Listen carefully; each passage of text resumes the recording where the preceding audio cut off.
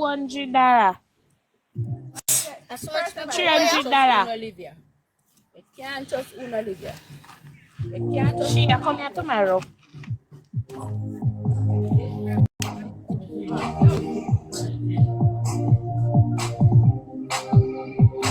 We're at Limos. Asal mo may crowd man? Mumita. What you patros man? Terrible.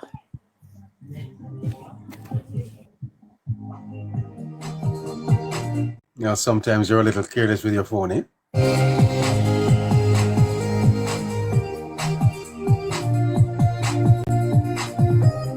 I'm so sorry.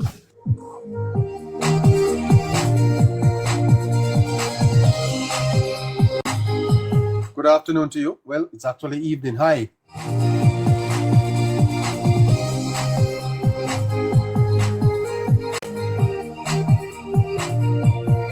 Tashika, but hi, how are you doing?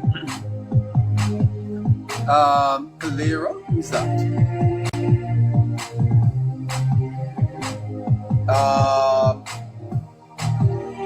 The Prime Minister says that the date for the election is coming soon. The Prime Minister says that the date for the election is coming soon. Okay. Now I got information today that the Labour Party is arranging mass meetings. There will be mass meetings coming up.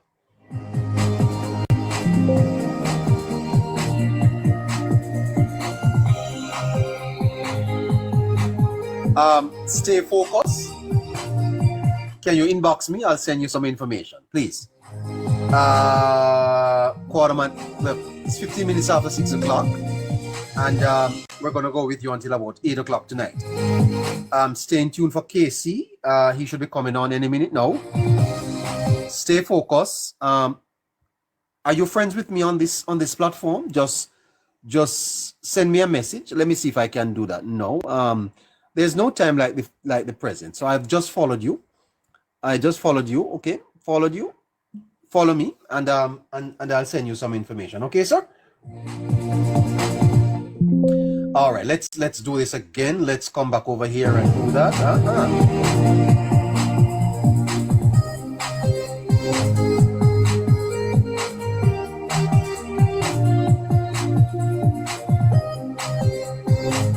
Labour Party was in Portland, Vaasland on Sunday. Big gospel concert. Mandeville, I see you coming through. Stay focused. Stay focused. Don't get distracted now, you know, brother. Don't get distracted. Stay focused. There's an election to be won. I tell you, no. I recommend you interview Denishka Williams. Okay. Well, I see lots of people want to talk to me, but they don't want to pay.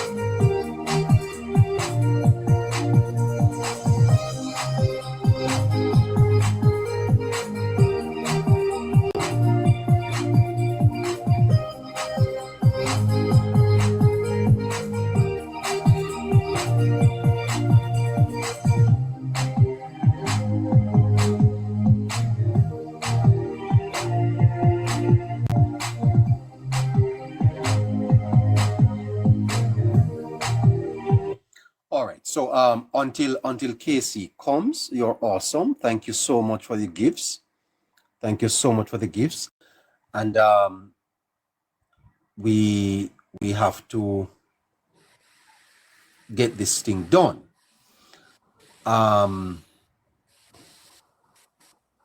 the fact of the matter, you see, listeners, is that the government led by Becca,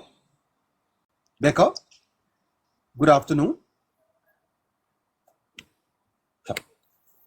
The government led by Holness is ramping up its take for a third consecutive term. You think they're going to get it? You really think Holness and his team is going to get a third term? It appears as if they have a good shot at it, you know. It really appears as if they have a good shot of it at this time. The fact of the matter, hey Chance, how are you? Take a chance on me. Nice, great, fantastic. Fact of the matter is that the government has made significant strides in terms of the development of the country. When you look at the economy, when you look at the various social services, it appears as if the progress, you know, has been, you know, it can't be denied. Prophet? Good evening, my boss. Wagwan. Hello, how are you, sir? I'm a good man, me good. Yes. When I Northeast Manchester, I always watch your program, you know. What's happening up there? Northeast Manchester. Yeah. Northeast Manchester is a one-way seat, you know, so we not too worry about what them are doing with them are saying. That's all, Jamal? Yeah, RG Marks. Why she's Sure. making a mark? She's making a mark up there, man, eh? More than one, she make a big mark. I understand that the politics in Manchester has now shifted in favor of the Labour Party. By a big margin. Big margin. Yes. I expect Marks to win that by over 1,000 votes. Well, to me, I think one time Mr. Shah did win by 2,000 something. Well, she go win bigger than that. Here you go. Oh, Well, sir, I'm waiting on my forecaster. I should have had him from just after 6 o'clock. Don't know what is happening, but stay tuned. We should have some figures for you. Okay. All right, sir. Yeah. Okay. All right. Great. Yeah. So I'm telling the listeners in the meantime that the government has done sufficient that they're going to be hard to beat. I don't care what the comrades say. They could have jump and prance, push up them fists, sing about blood and fire. They cannot deny that the government has a track record of performance. And you know, if this was a country that was really serious about its development, we would have to take some time and assess what it is that we are doing and whether or not we shouldn't seriously consider continuity. Right? Because the government can run on its record, you know. This government can run on its record, you know. The challenge is that the People's National Party has a very effective propaganda machine. PNP knows how to win elections, you know. Right? I think they have studied the weaknesses in the Jamaican electoral process and are well able to use it to their electoral benefit. Right? People tell me that based on how this government has performed, they should be 12, 15 points ahead in any poll. right? PNP's propaganda machinery is powerful. And when you consider that they have support in the media, you understand that the Labour Party will have to, you know, do what it can. I'm having a little bit of trouble with my throat here. Fact of the matter is that the government's policies would have led to growth, job creation, and increased prosperity. One of the questions that you ask yourself as you go to the polls is your life better? Is Jamaica better than it was in 2016? You know, that's a basic question that you use to evaluate a government. You know? Cow 10J, what is that? What is that? Is Jamaica better? Have we made any strides forward? That's how you judge the government. Yes. And you know, maybe tomorrow I'll do the comparison. Tell you where we were in 2016 and where we are now. It's not a hard question to answer, you know. It is not a hard question to answer. To ask voters, are you better off? Are you better off, listeners? Are you better off? And you know, individual situations varies. People for individual, because of personal responsibilities, their lives may vary somewhat or the other. But is Jamaica better than it was in 2016? Ask yourself that question as you go to the poll. Is Jamaica better? And if the answer is yes, choose Jamaica. If your answer is yes, choose Jamaica. And if your answer is no, well, then time come. Right? And I'm sure that if we should do a poll online now, the majority of people will tell you that the country is better off than it was in 2016. And so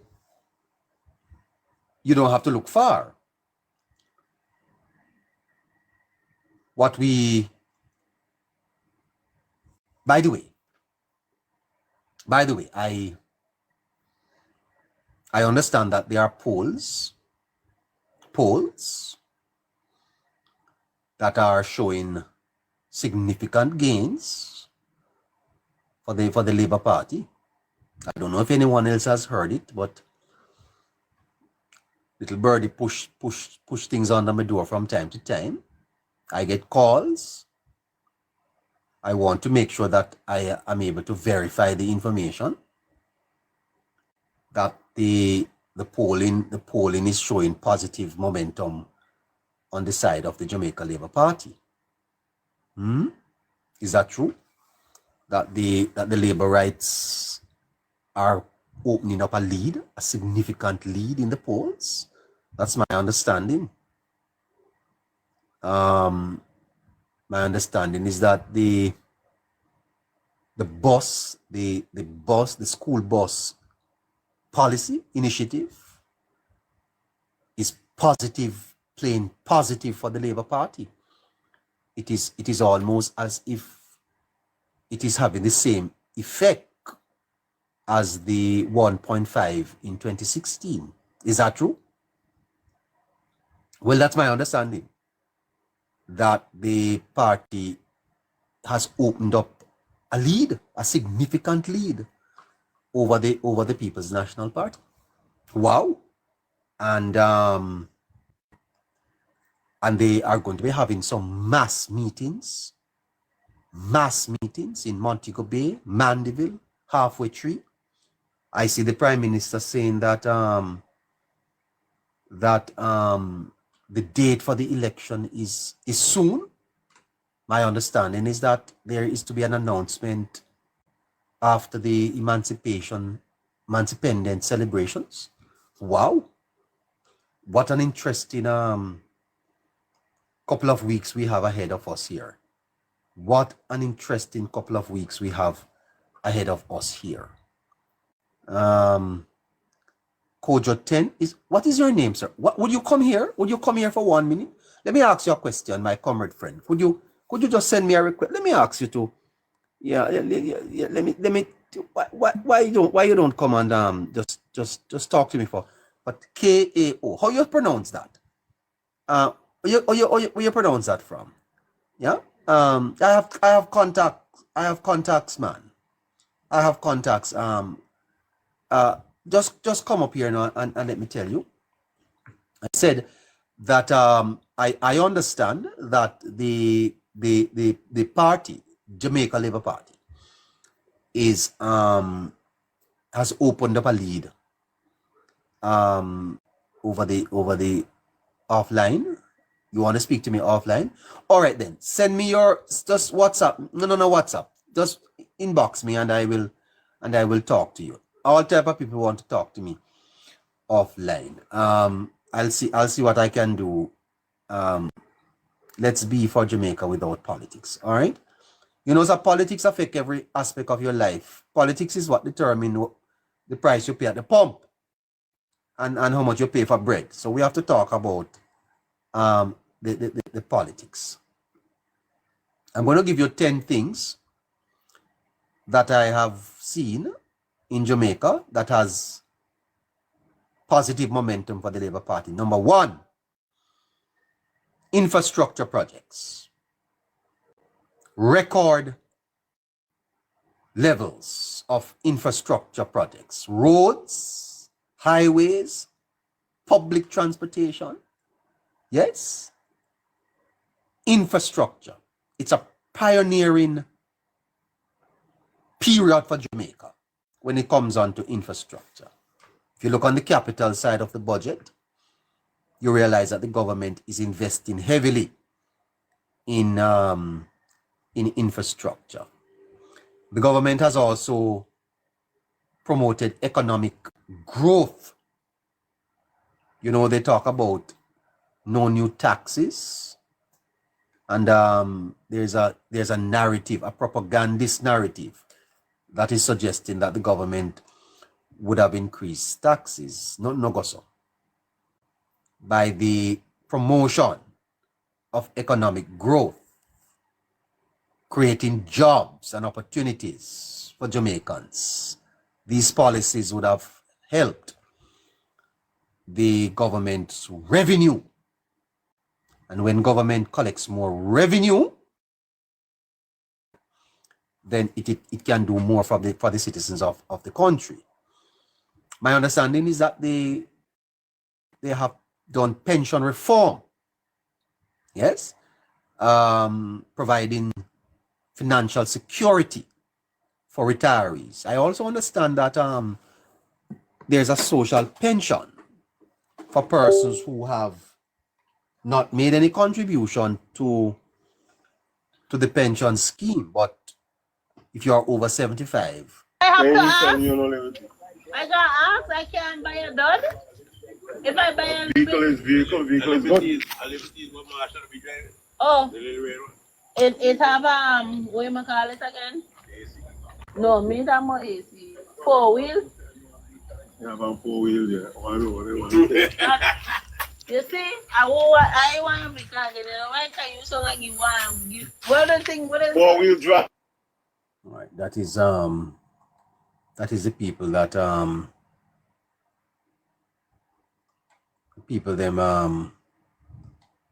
that are not paying attention.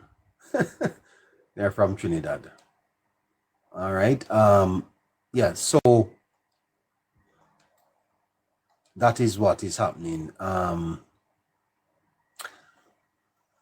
for the Jamaica Labour Party in terms of the changes that would have happened in the country over the last 9 years. And Jamaicans are now being called upon to examine the choices that they have before them, and to make a choice in a government that has laid the foundation, yes, as against a party that has not yet defined for us what it is that they intend to do. Those are the choices, really. Scratchy? Blessed afternoon, neighbor. How are you, man? Not bad. Yes, Scratchy. I understand the Prime Minister has said that the election is going to be soon. The Nationwide is reporting that. Have you heard? Yes, most definitely. Just like most of us has already predicted, neighbor. We said it was coming soon. That's a must. Yes. And Scratchy, what new information do you have for us in terms of how the party is preparing itself for this big occasion? It's a big election for the Labour Party, Scratchy. Yes, there are certain index that the Prime Minister in particular was waiting on, neighbor, and I think that the Prime Minister is now satisfied with those index. And I think the Prime Minister is now satisfied. And the Prime Minister now will definitely make that call now. We also hear where 3 mass meetings are planned. Yes. Mandeville, St. James, and Kingston strategically, at the two ends of the island and in the center of the island, very strategic again. So yes, neighbor, there's a lot of things, neighbor, why that the Prime Minister himself wanted to feel. I mean, neighbor, despite you have persons in place, neighbor, come and tell you that yes, we are ready. As a boss, neighbor, you want to see and make sure that everything is also to your pleasing as a man who is in control. And I think the Prime Minister wanted to see that in terms of how when he hit the road, neighbor, we see a different type of campaigning right now. So where the energy is with the Jamaica Labour Party. So I think the feedback that the Prime Minister is getting off the road that is also going to play a role and will definitely push him to call the election. Scratchy, this is a big election for the Labour Party. You think it's a very important election for the party, one that the party is not expected to lose, but one that, should it win, would be quite historic. You have never gotten a third term. And to add to that, neighbor, the election is not just important to the Jamaica Labour Party. This is very, very important to Jamaica and our whole. This election, neighbor, is what is going to let us know where our future lies in the next 10, 15 years from now, neighbor. This is going to be one of our most consequential elections that we have ever had in the last 30, 40 years. Trust me, neighbor, this one is very, very important. It is very important for the Jamaica Labour Party, but it is even more important for Jamaica and our whole and a higher level, neighbor. When you look at the work that this government has been doing, neighbor, the Jamaica Labour Party is by far the only party, neighbor, that can take Jamaica to the future. The People's National Party, neighbor, they cannot bring us to where we want to go. We have seen that over and over again. I was listening to the Prime Minister's wife over the weekend, neighbor, and she made a statement, and I think that statement is so important. When she said that Jamaica is not, we're not here for PNP to do no more experiment on us, neighbor. No more, the PNP not going to try any more financial experiment on us. We saw what happened with FinSac. They're not going to try any more type of experiment, neighbor. This is not a talk about give our next man a chance. We cannot give my next man a chance with our future. You give people a chance with their future, persons who you know can do the job, persons who are still getting the job done. And neighbor, this is what this government is getting the job done. I'm not going to put my future, neighbor, in someone who's a political novice and compared to someone who has been in politics for over a certain period of time, someone who understands the politics, understands the country, understands the person, understands the citizens on the whole.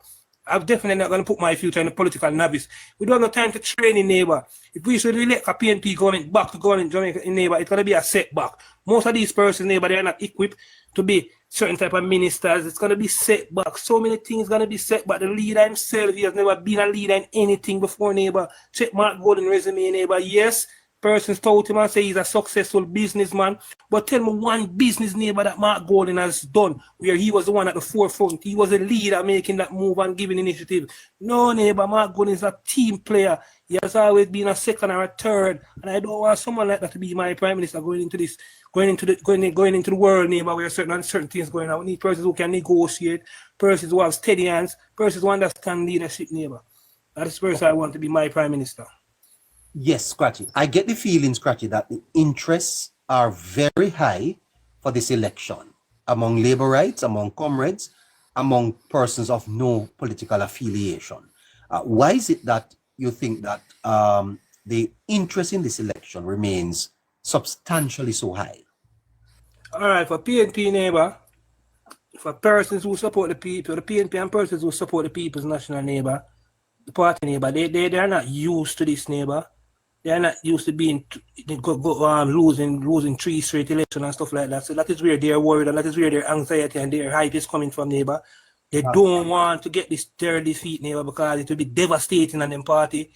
It will cause a leadership ruckus over there, and a lot of a can of worms will be opened up over there. So that is the reason why the PNP is pushing now. Jamaica Labour Party support a neighbor. We have seen, neighbor, the tremendous work that this government is doing. We've seen the good work the Prime Minister is doing. We see what different ministers are doing, neighbor. And we want to continue on that part. Now, when you go over now, neighbor, and you say, okay, the undecided now, why are these guys so motivated? I have never seen undecided this motivated in an election in Jamaica. The undecided, neighbor, they have also seen it, neighbor. They've seen what the Prime Minister have done, neighbor. They have seen tangible stuff, neighbor, things that they can touch, things that they partake in their daily life. Every day we drive on the road, they drive on the new buses. They see it. It's not like someone is selling them any lie. They are literally seeing what is the fruit of the country, neighbor. And definitely, neighbor, the undecided neighbor, I'm telling you, neighbor, they are going to put us over the line. I'm not worried, neighbor. I tell you before, neighbor, I'm expecting to see a voter turnout of over 60% come election day, neighbor. Yes. So definitely, neighbor, the three groups are very motivated. Yes, the People's National Party is motivated. The supporters are motivated. Jamaica Labour Party supporters are very well motivated as much. And the undecided is motivated. No, that high number now, neighbor. You know that's a high number of undecided voters, right? Yes. And neighbor, you can't want a better sign than that going into a general election, neighbor, going for an unprecedented third term, neighbor, and the undecided neighbor is leading towards the governing party. No form of fatigue amongst them. Wonderful, wonderful, wonderful thing for Mr. Jones is going into election, neighbor. Confidence remains very high among the Jamaica Labour Party, Scratchy. Confidence remains very high. Why do you think laborites this time appears so very confident as they look forward to going to cast their ballots? I must tell you that everywhere I go in Jamaica, the excitement is phenomenal, to the point where I have decided to get some folks to go into the field to test what is happening there. My listeners, I'll tell a little bit more about that. But I get that the confidence among Labour Party supporters are very high, Scratchy. It seems that you are winning the election. Most definitely, neighbor. Most definitely, the Jamaica Labour Party is winning election, neighbor. Neighbor, next good thing again going into an election for a third term, neighbor, is to make sure that your base is very motivated and very strong. And the base of the Jamaica Labour Party is very motivated, neighbor. Anyone, neighbor, we are Jamaicans, neighbor, we like to show off, we like to brag, and we like to boast. We don't want to believe it or not, neighbor. And every Labour right feel proud to know that they can boast and say, my party and my government have built up Jamaica. That is what Jamaica Labour Party supporters are so happy and feel good about. Yes, and you know, Scratchy, I think there has been no prouder moment in our history. Pambo.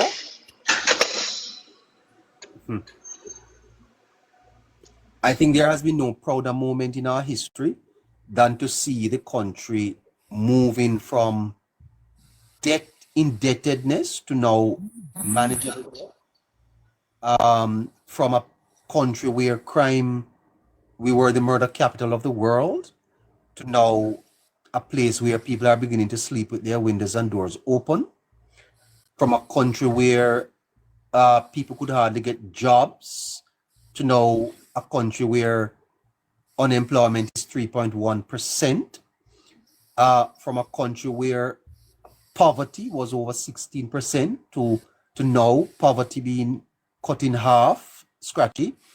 There are some fundamental indices that Jamaicans ought to be very proud of. Don't you think, Scratchy? Without a doubt, neighbor, these are the indices, neighbor, that put us on a different level. These are the indices, neighbor, that have the global world looking at us. These are the indices, neighbor, why we are being used as an example for other nations, for other small nation, neighbor. These things that has been done by the Jamaica Labour Party, neighbor, it is not easy, neighbor. Neighbor, we have been in we live in a country, neighbor, where we're used to lukewarm type of leadership, neighbor. We're used to just the basics, neighbor. We're just used to nothing outer, nothing real. We never used to say anything real. Budget come and budget ready, and we know say a tax come.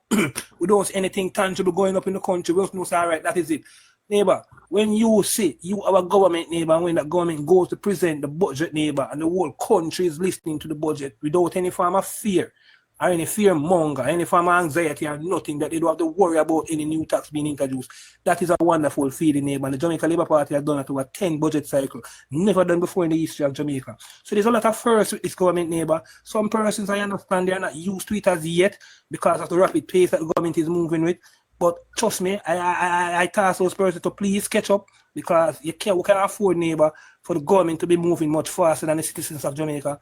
And I think that is why a lot of persons can't see or can't come to the reality of what is going on in the country, because they are so far behind and they are used to seeing nothing, neighbor, that it's just a norm for them. But they need to understand now that with the Jamaica Labour Party, everything has changed.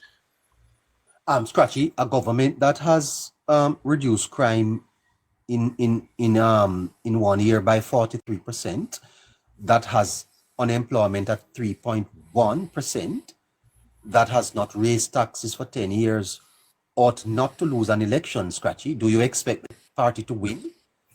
Most definitely, neighbor. When we look at all the things that the government has done, neighbor, there is no way, shape, or form this government can lose it or should lose the election. And I heard earlier and you said something, neighbor. You said it shouldn't be disclosed. It shouldn't be disclosed, neighbor. The People's National Party, no poll should be out. The People's National Party should be nowhere near the Jamaica Labour Party in comparison to no polling. None. Nowhere near. Are they really close? Are they really close, though, Scratchy? Or are we having an under measuring of Labour Party support? That's what I call it. I call it an under measuring of Labour Party support. And earlier you said something, neighbor, where you said that the PNP is good at politics. The PNP is good at winning elections and stuff like that. But one of the points I want to make clear with your neighbor is that the reason why a lot of us see the PNP and say the PNP is good at winning elections and stuff like that, neighbor, even when the PNP is in power, neighbor, that organization doesn't know to differentiate itself from its party at no point in time. Even when they are in government, they are acting as a political party. They're never in any form of governance mode yet. Back in the manly days, neighbor, it was a hierarchy of the People's National Party who were making decisions for the country instead of the cabinet of Jamaica. So that's always all the People's National Party, that's their leadership style, neighbor. They always make it seem as if they are in party mode, even when they are in government. The whole matter, Scratchy, of information, though, I am concerned about that. Because when I look, for example, at the different indices, how well the government has done. You know, a lot of Jamaicans don't even understand the whole matter of debt management and how the government has been able to invest so much in terms on the social side. It is because they have really done a fantastic job in managing the economy. It is one of the key performance indicators of this government, Scratchy, that they have done absolutely fantastic with the economy. Wouldn't you say?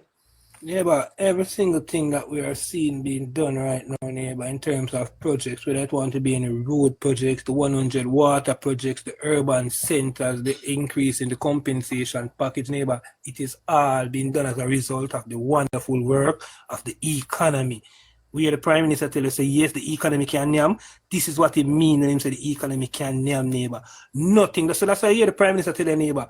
So when time these 3-card man come in your constituency, these orange color people come and try to trick you and tell you, say, they're going to give you this. None of it cannot be done unless the economy grow. None of it cannot be done unless the economy grow. And the only political party in this country, the only government that can grow the economy is the Jamaica Labour Party government. And we have seen that time after time. And neighbor, the reason why we are getting so much rebuttal and so much personal rebuff in the good thing that the government is doing, neighbor, we have to understand in the neighbor. It's not easy when the same man who trick the mass and benefit from the mass is telling the mass that it's not him and I try pointing fingers somewhere else, you know. So that's what a person need to understand in the neighbor. It's trust me, neighbor. The Jamaica Labour Party, the Prime Minister feels satisfied. He said that he was battling for the minds of Jamaicans. And the Prime Minister right now, neighbor, feel that yes, he has won. And the Prime Minister will call the election. And we're going to show the PNP that yes, we have won the battle of the minds of Jamaicans. There are more well-thinking Jamaicans in Jamaica, neighbor, than persons who just want party politics and run down likes and freeness. Well, I sincerely hope so. Scratchy, the greatest transfer of resources from the poor to the rich that would have occurred in this country since slavery was abolished. You remember that statement, sir? I remember that statement, neighbor. Which party did that? Your party? No, neighbor, it was the People's National Party, neighbor, that presided over that, neighbor. It was the People's National Party, neighbor, who presided over 18 and a half years, neighbor, consecutively, neighbor, of anemic or anemic growth, and nothing wasn't going on in this country when the rest of the world, neighbor, was seeing prosperity. Jamaica was in deep water, drowning, out in deep sea, drowning. We could barely do some basic stuff, neighbor. We could even pay public sector workers, we could even pay workers, neighbor. When you say a government cannot pay its workers, neighbor, you know that is trouble, that spells trouble. And that was the People's National Party, neighbor. Every financial destruction that Jamaica has went through, neighbor, is as a result of the People's National Party. Or Jamaica only collapsed when the People's National Party is in power. Yes. That 18 and a half years, Scratchy, was not very, very admirable at all. It was filled with a lot of mismanagement, a lot of errors and mistakes. And I think it has affected the PNP's credibility as they seek to win back the confidence of the Jamaican people. Many people, Scratchy, are very nervous that somehow these guys could retake government. You want to assure labor rights this evening, that that is not going to happen. Without a doubt, neighbor, I can assure labor rights, and I can assure our well-thinking Jamaicans, and I can assure all other well-thinking persons in the diaspora, persons who look to Jamaica as their destination where they have the vacation each year, persons who just see Jamaica and love Jamaica and visit, or persons who want to do business and raise a family in Jamaica. I can definitely say to those persons that the People's National Party will never, neighbor, win back a general election right now in Jamaica.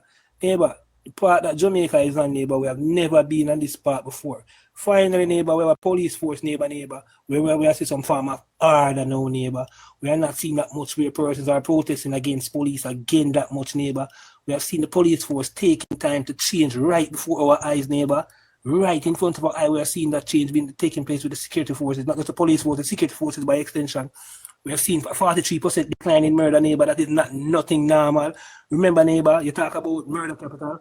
We were labeled the murder capital while the People's National Party was in government, neighbor. That's when Jamaica was the murder capital of the world. But also remember that now, neighbor. So when you look at our financial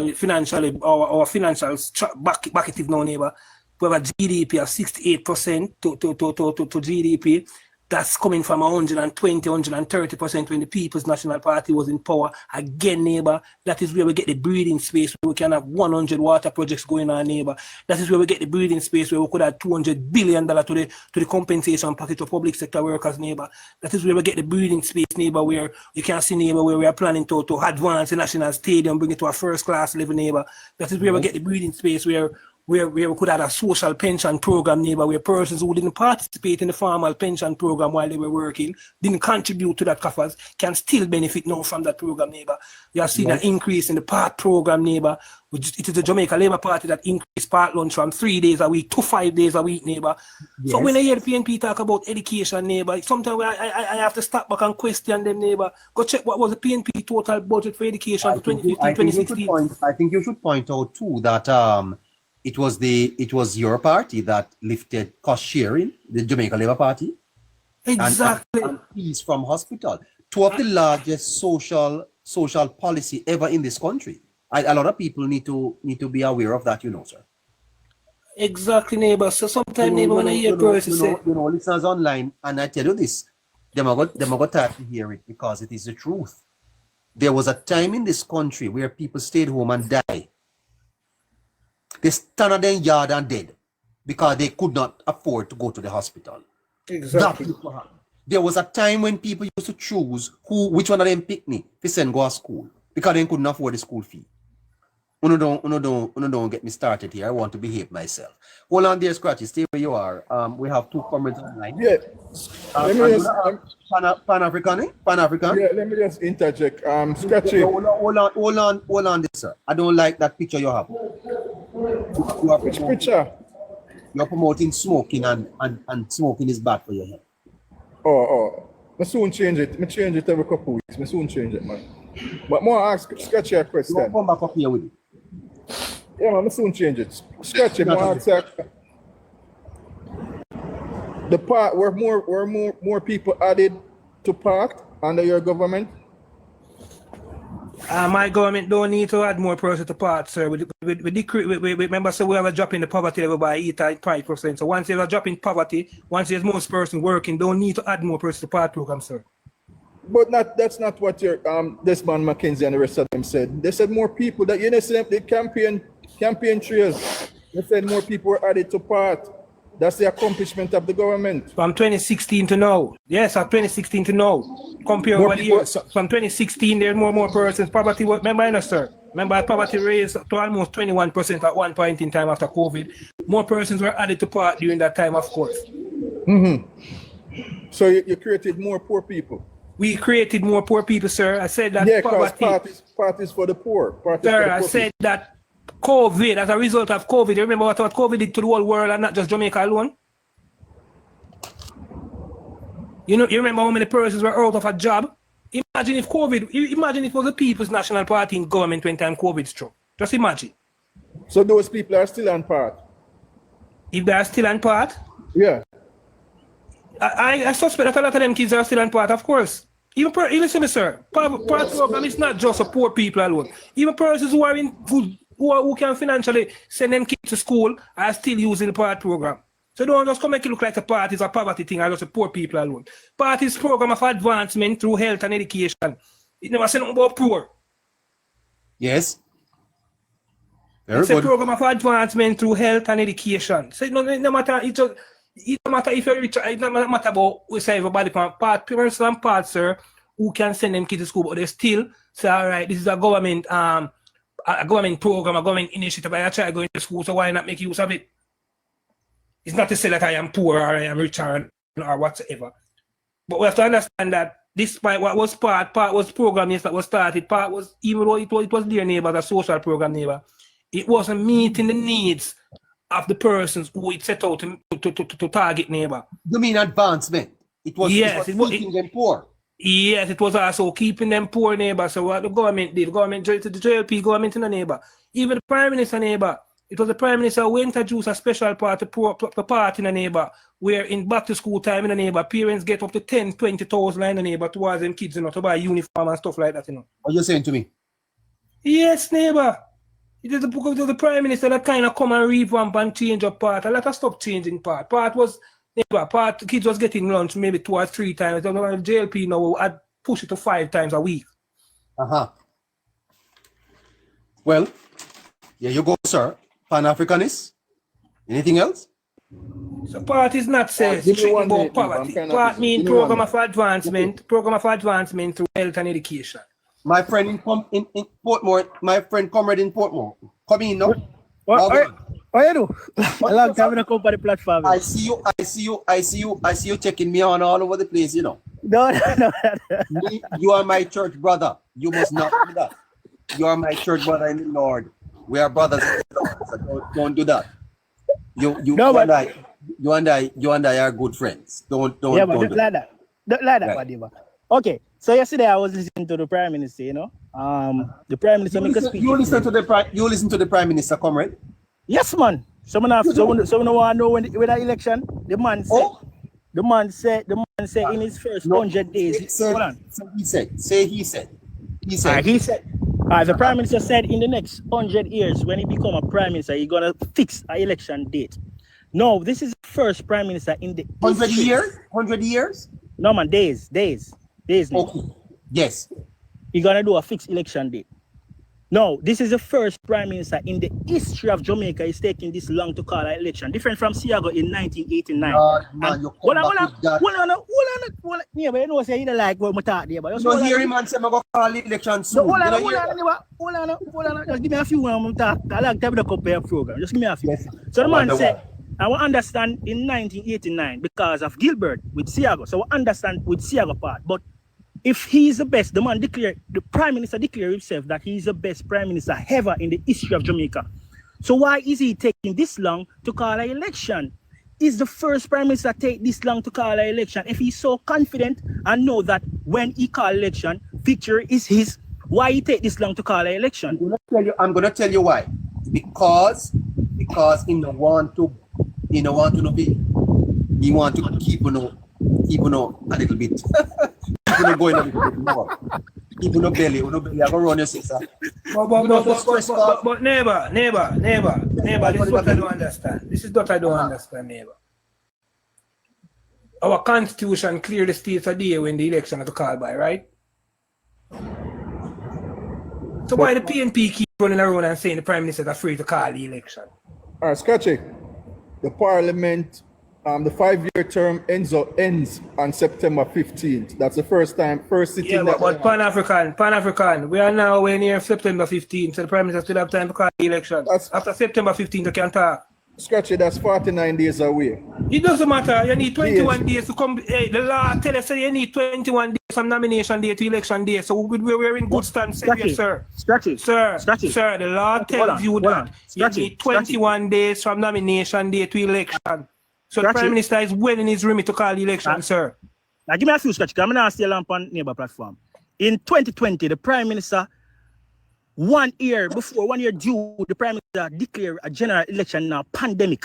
And now, fast forward 2025, why the Prime Minister is bringing the election to the wire? We do not know. That's why we need a fixed election date. The man said, I'm going to do a fixed election date in the next 100 days when he become the Prime Minister. So why is he taking this long to call a general election?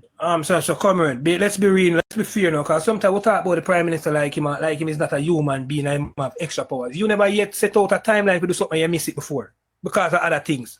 When you go along in night, you realize, say, oh, you know, so this really now can't take me that time, yeah. So you look like me have to put another time and I have to do this and do that round. They say, you know, so the government, sometimes the government to try to change the law, comrade. You have to look at every single aspect of the Constitution to make sure so you're not infringed by nothing. Them things that take little time, comrade. Beg you follow up on that. All right. And when Andrew in 2016 in first term, Scratchy just said need more time and can set it for another day. But Andrew said that in his first term when he win 2016. Yes, Pan-African and after him win Pan-African. Let's give me 1 second. I'm going to jump off, man, because I can't even two talk about it. He said in his first term, in the first 100 days, he will put a fixed election date. The man now is at the end of his second term. 9 and a half years, and you are telling me say him couldn't arrange it in the second term? You scratch it? Yeah, listen, a fixed election date, Pan-Africanists, I will come with the whole constitutional reform that you see that is going on where your party leader hold up right now. Okay? So that's one of the next reasons why. You don't need a constitutional reform for that. Yes, you know that, yes. Forget a fixed. Andrew never mentioned that. Andrew never mentioned that name. Pan-African, Andrew never mentioned everything Pan-African. We as people supposed to read. Hold on, comrade, hold on. Pan-African, we as people have to read and understand for ourselves. The Prime Minister said within the first 100 days, he would like to say, Ray, yes, it can get to Pan-African. You see me? Me did want to reach from me at 21 and right now me at 37. I'm still not rich. So I'm not mean me give up. Not mean me give up on being rich. So you have to understand Pan-African. The Prime Minister of the country, the Prime Minister come in while he was in opposition. He made something in our what you call it, our manifesto neighbor. Now when he come in office, he realized that in order to have a fixed election date, we have to look at every single aspect of our constitution to make sure so we're not tramp upon no other part of the constitution with whatever we have got new law we have got introduced. No, that will go take time. No, after him do that now, we have to form a committee, a special committee, we have to go look into it because a new law is a coming in a Pan-African. So Pan-African do not think the things take like they just snap a finger and things that need a Pan-African. 10 Prime years Minister, of time, Scratchy? 10 years no, of listen, time? listen, a manifesto Pan-African, a manifesto. Scratchy, if you get a youth in a 26 years, a 10-year-old going to high school now. Yeah, but that doesn't matter. That Doesn't matter Pan-African. I'm sure Pan-African. What you want it to be? When you was going to primary school, what you want it to be? Why you ask me them question right about politics? Actually, I ask you a question. What you want to do when it was going on? If somebody had a child in 2016, there would be 10 years old. And that child will still considered a minor. That child is still considered a minor, so you can't do that. What is the relevant of this on the relevant? Exactly. I don't want to see what Pan-African say. The relevance is saying it's a short period of time. I'm showing him with that. I am not saying it is a short period of time. Pan-African. I am not saying it is a short period of time. What neighbor? What I am saying to Pan-African is over the platform. One at a time, speak, neighbor. Because what I am trying to say to Pan-African, I'm not telling you about the Prime Minister can't set no time frame when him can bring in a fixed election date, neighbor. That is up to when him come in and him say what is what, neighbor. The committees, the time frame of the committees, I'm going to go sit down and meet with different committees to come to agreement. Oh, we're going to set up this new law. Oh, we're going to do this. Oh, we're going to do that. 1 minute. Let's say one thing, Casey, before you start coming. You know, say the constitutional reform now where they that try to bring in him leave out the fixed election date and the impeachment law. You know, him leave out that. Him said that cannot be added. You know that now. He did not say that. Listen, sir. Listen, sir. The bill, whatever the Prime Minister creating the bill, it go to Parliament and them debate. We don't want debate and them decide say, and them say, right, it need to be amended and them say, we're going to put the amendment to it and we're going to add this to it and we're going to add that to it. That still can't happen. Him just present the bill in the form of him want to present it in our him best suitable, but going into Parliament and them form them debating committee. A debating committee can't say, yes, this is important and it add to it. No. We're out of time here. All right. But bless up. I'm going to jump back. Take care of yourself. Later. Yeah, man. Please, my comrade friend. Take care of yourself. Scratch it. Bless up, Casey. Well, go on, man. One boss. I'm there, I'm there. Don't know why I'm telling them come ready and fix election day. I would like to know what is the benefit of a fixed election day? How would that benefit me, you, and Pan-Africanist? You know why I'm to Pan-Africanist and come ready. The man just a push both. I don't know what benefit is fixed election date and term limits. Prime Minister saying that do it by 100 days and it now. No more things paying. The only reason Jamaica wanted term limits is because of how poorly the party that did 18 years in office did. If it was done for term limits. So what we really need is common sense to vote out non-performing government. And we are getting that opportunity every 4 or 5 years. Exactly. And Casey, a neighbor, fixed election date in a neighbor is not something that just comes to the neighbor, even certain sectors of the country have come in at the debate on that in a neighbor. Yes. So the PNP are talking about them, they don't understand how laws are enacted in this country, they don't know how laws are drafted, they don't know how nothing. They just come and talk. Like say the Prime Minister, the fixed election day, matter who fought on the Attorney General, they have to go through the whole constitution to make sure they're not infringed by nothing else when they introduce that. But they don't understand, PNP don't understand these things. All right. PNP snip him finger and things happen. Scratchy, let's go to the forecast. Casey is here. You're staying with us, right, sir? Yeah, stay with us, Yeah, bro. my neighbor, I'm here. Respect for that. Respect. Yes, Good. Never Scotty can stay with us. All right, great. Yeah. So Casey, we are closer to the election. I see where the Prime Minister is saying that the date is soon. What do you have for us tonight in terms of the forecast? Yes, we have six seats that will be battleground. There will be a battleground campaign in these 6 seats because both parties seem to think they have a chance of winning it, these 6 seats, and we will scrutinize or highlight 7 female candidates from both sides of the aisle. Okay. All right then. Are you ready to go? Yes. All right then. Listeners, as promised, Forecaster is here today. He'll be back on Thursday. If you care to sponsor this segment or make a contribution to the work that is being done here, please inbox me and I will be in touch with you. All right, please. Thank you so much for those persons who are constantly responding to our requests. And that's why we are able to do what we do. Thank you so much. All right. So I look forward to your inbox messages and I'll reach out to you this afternoon. Just after I come off the program. Go ahead, Casey. Yes, neighbor. And we will start with Manchester Northeast, neighbor. Yes. And this seat have been swinging in terms of our forecast. If you remember, when we started, we said that it was not in play, but the governing party needs to do something soon. And they left it late. They left it late till we highlighted that Val Wint have established a lead. It was leaning PNP until it became a battleground as soon as a candidate was announced for the JLP. Now it's leaning heavily to the JLP. But it's not going to be a walkover. This Northeast Manchester seat, though leaning JLP, and I can clearly state that I think Archie Marks will be the Member of Parliament after the election. There is work to be done, and both parties know that, and both political parties will be putting in the work. Val Wint will not lay down and die just because Ambassador Archie Marks comes around.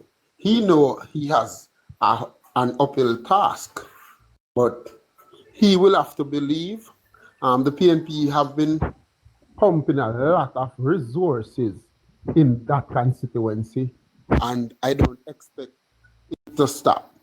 So Northeast Manchester will be a hotly contested battleground. I think the JLP have reorganized and galvanized their support quicker than we anticipated. We thought it would have taken more time, but it seems like they have struck the right deal, they have named the right candidate, and the people love Archie Marks, at least the JLP supporters. I can tell you that. So Northeast Manchester, like a lot of previous election, is going to give us a battleground campaign. That will give us one of the most exciting campaign in the run-up to the general election. We might not, it might not reflect in the result if things continue in the trajectory it's going now, but it will be a battleground campaign. And we'll also take the opportunity to highlight this candidate. She is the last of the 126 candidates fielded by both parties, Senator Archie Marks. And yes, we call her Ambassador Archie Marks because she was ambassador to the America from 2007 to 2011, and then from 2016 until 2025 again. Am I right? Yes. Yes. A businesswoman. She is known as a power breaker and what we will identify as Jamaica Wall Street. Yeah, she is the inventor of Paymaster, the popular Paymaster. So, you know, she's very innovative, a successful business woman. I think she has sold that for a fortune and give up even greater fortune to give herself to public service. So she is one who have really chosen Jamaica. And who wouldn't want to sit in the American embassy for the rest of their career? I mean, she give it up to represent the people of Manchester Northeast. And I think these people are lucky people. And I think we have some wonderful female candidates on both sides. And there are need to highlight them and thank them for their services. And Arja Marks is the first one on our list, even though she's the last candidate to be fielded. Okay. Yes. Great. So, but let me ask you a question though. Northeast Manchester has been voting Labour. Shaw wins what? Four or 5 terms there? Maybe more, maybe 7. 93, 97, 2002, 2007, 2011, 2016, and 2020. Why is it close now? Well, it have always been close, and it have always been hotly contested. And what I am forecasting this evening is that it will be hotly contested. Yes. And if you remember the battles, Shaw versus Calvin Lynn, that was 1989. And Calvin Lynn actually won that one. Then it was Ardley Shaw versus the popular Churchill Nita. There wasn't many attorney more popular than Churchill Nita at that time. Ardley Shaw came out the victor. Then there was Ardley Shaw versus Errol Gentles of the PNP, and a big spokes was thrown in the JLP wheels in 1997 because Ardley Shaw wasn't only up against Errol Gentles because there was the NDM that was invented by Bruce Golden and Wayne Chin, one of Ardley Shaw's top financier, top backer, was the candidate for the NDM in Northeast Manchester against Ardley Shaw. Yes. 2002, it was PNP going for their 4th term. Dorothy Miller. Don't know if you remember Dorothy Miller. She didn't put up much of a fight, but 2007, Paul Lynn came to the fore, and it was widely reported that Manayard is finally going home. And that was the hottest one of them all. I think Ardley Shaw beat Paul Lynn by maybe 1,200 votes. And Val went in 2011 when PNP swept 2/3 of the constituency, came to within 400, and it was also another hot battle. So Valwyn came again in 2016, lost by 1,600. Valwyn went to Southwest St. Anne in 2020, and now Valwyn is back, and I've been leading the charge for the PNP over the last 2 years, campaigning alone with JLP not naming a candidate. And he got a lot of traction. He galvanized all his support. So expect all the possible support for the People's National Party in Manchester Northeast to come out. Now, the question was always, can the JLP and whichever candidate they choose and whichever team they choose galvanize the full JLP support to beat Valwyn with the numbers? I think they have. But there's still work to be done. There are still possibilities for both parties, and it will be a very exciting one. And We give you Northeast Manchester, Politics Plus, and we give you RJ Marks. So you are saying that Audrey Marks is expected to retain that on behalf of the Jamaica Labour Party? Yes, RJ Marks is expected to retain. I expect RJ Marks to retain it. I'm not saying she's expected. I don't know who you expect. But based on my work, I expect her to retain it. So, but there is time. And if one candidate uses their time better than the other, then they could gain some traction, and maybe, who knows? We have to respect the politics. We have to let it play out. It goes until 5 p.m. on election day. Thank you, Casey. Can you move on to the next? Yes. And the next seat, we are staying in Manchester. Yes. With, Manchester Central. We actually have. Yes. Another female candidate? Yes, another dynamic female candidate in Rhoda Mar Crawford. Yes. She is a former G2K member. She was actually 32 when she unseated the very popular political stalwart Peter Bunting, who ran for the president of the PNP a few years before being beaten by Rhoda Mar Crawford. That's how big of a scalp that was. And if it wasn't for that Rhoda Mar Crawford victory, Peter Bunting surely would have been the opposition leader today. That's how significant that 2020 election battle was. A lot was at stake. Wow. Yes. So Rhoda Mar Crawford, she is, as a matter of fact, 18 years before Rhoda Mar Crawford unseated Peter Bunting in Manchester Central.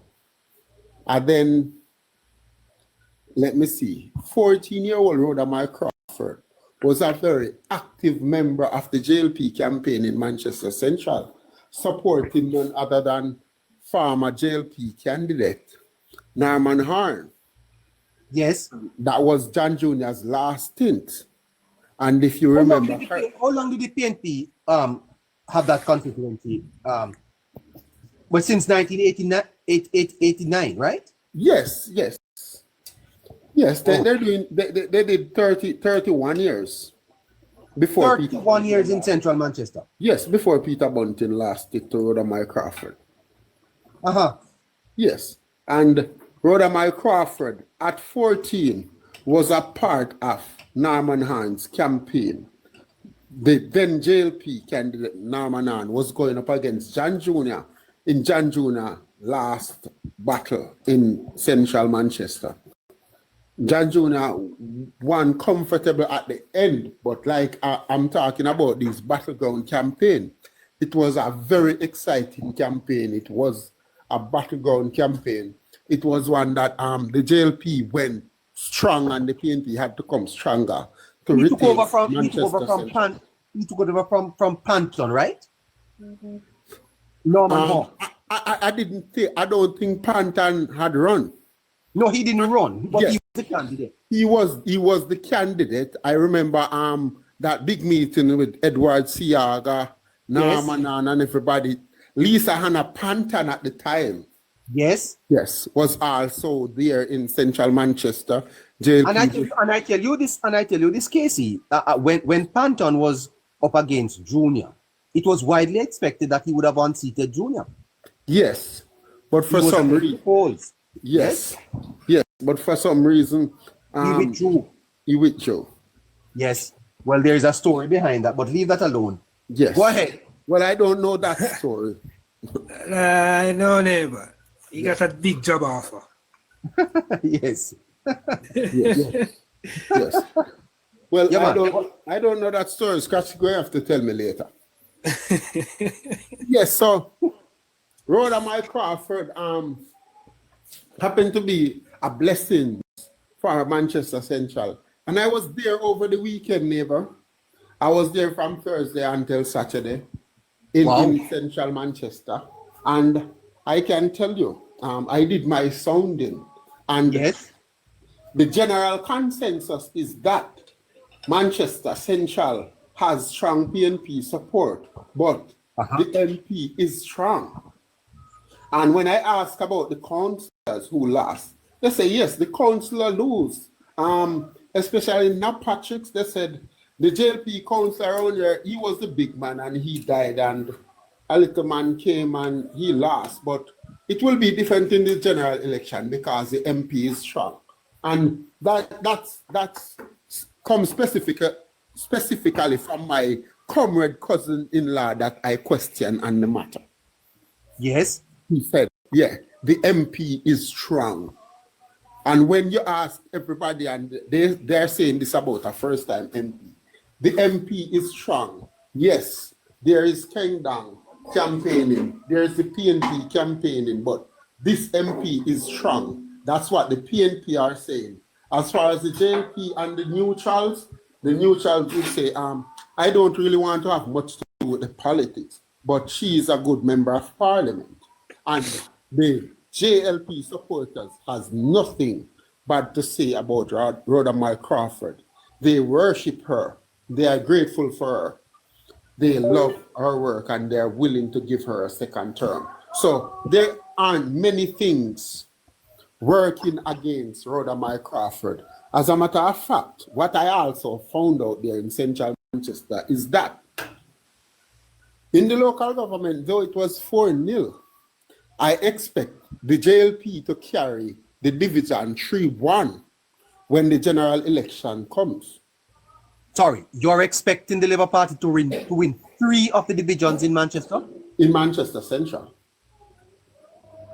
Which means that you are giving the seat to Rhoda. You think the Labour Party will carry this? Well, not necessarily. And I will be happy to report to you the truth that JLP, it wouldn't be the first time JLP is carrying 3 divisions and don't win the constituency. Oh? Yes. Tell us more about that. Yes. Because the margin that Belfield division normally comes with, Belfield division is the division that the PNP depend on to bring home the bacon. Yes. And PNP won by maybe 200 before with 500 margin in Belfield. And another interesting note, people keep on chastising me when I talk about how strong the JLP candidate Rhoda Crawford is when compared to the mayor Donovan Mitchell. Donovan Mitchell is maybe councillor for the Royal Flat Divisions in 20 years, in a strong PNP showing, a strong showing for the People's National Party in last local government election. He won by about 300. And I am telling you that Royal Flat Division will go to the JLP in the general election. And that's Donovan Mitchell's division. He is depending on Mario Mitchell's Belfield division to carry him to Garden House. Sorry, sorry, Casey, did you say the mayor's own division is likely to lose it? Yes, he will lose it in the general election. What you saying? He will lose it to Rhoda Mike Crawford and Holness. Yeah, so you are saying that it is only Belfield that the PNP is likely to win in Central? That division? Yes, they will only win Belfield, I'm telling you. They will only win in Belfield. The most they can go in Royal Flat is Square. I think they will lose Royal Flat. Yes, and Newport? Pardon me? No, Newport is not one of the division in Central. Not Newport, not Patrick's. Not Patrick, yes. They're not winning that one either? No, JLP will win not Patrick's. And the Alligator Pond? Is Alligator Pond the other one? No, the other one is Mandeville. Sorry, I have all my thing mixed up here. Go over the divisions for me, my dear sir, please. Yes. The 4 divisions. Napatchik Division, Mandeville Division, Belfield Division, and the Royal Flat Division. And you're saying that Rhoda is expected to carry 3 divisions, and the Labour Party would have carried 3 divisions before and lost the election. Yes. Uh-oh. Uh-oh. Huh. But so it's about the sympathy vote in Belfield. It's about how many people in Belfield is willing to carry Donovan Mitchell or go against Rhoda Mae Crawford, who, let me remind you, is from Belfield and have been getting more votes in Belfield than any other JLP candidate.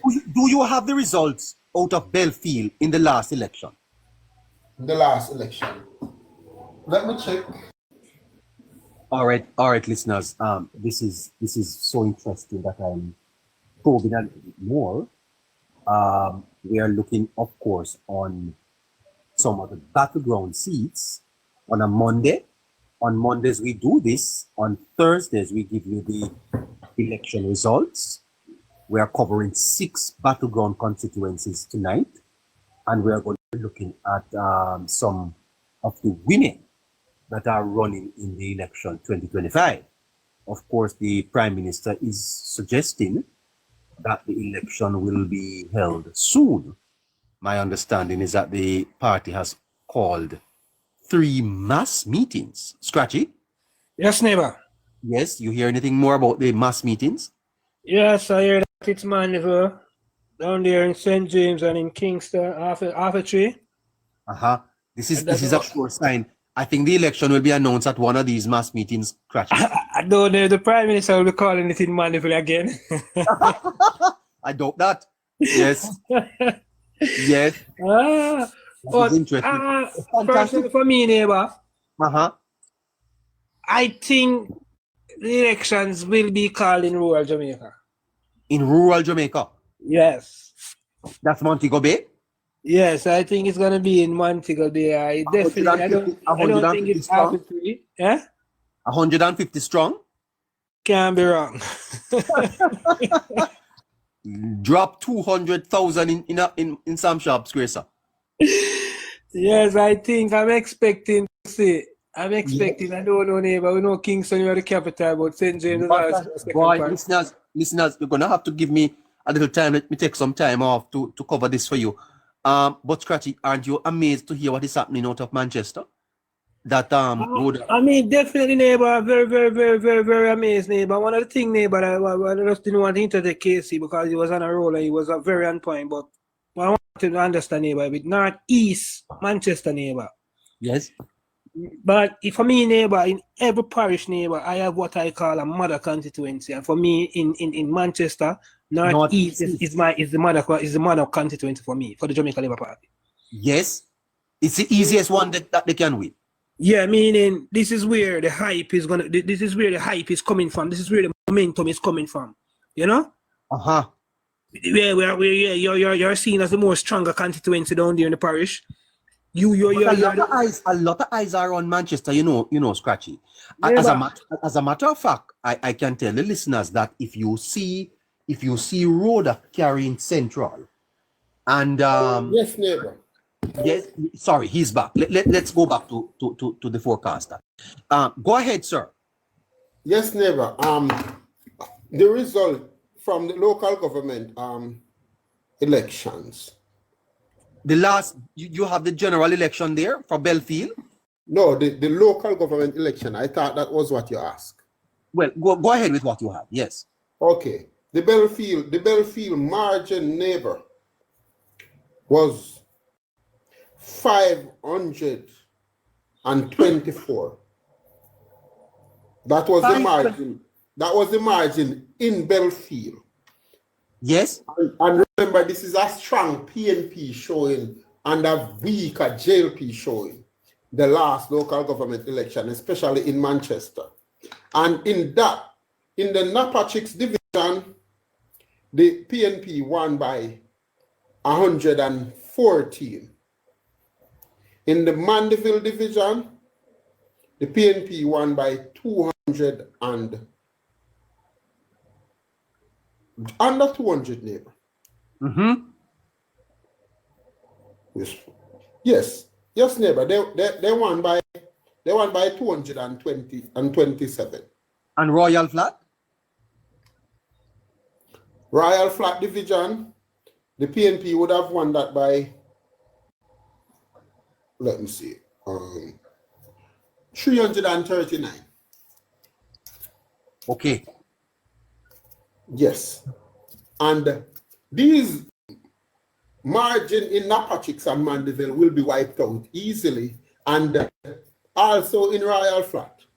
The Belfield Division, if you notice, the PNP is... Sorry, these margins will be wiped out easily? Yes. These margins will be wiped out, and Rhoda Crawford will come out of these 3 divisions with a big lead. And the PNP knows that. And what the PNP is actually doing, they are campaigning hard in the Belfield Division.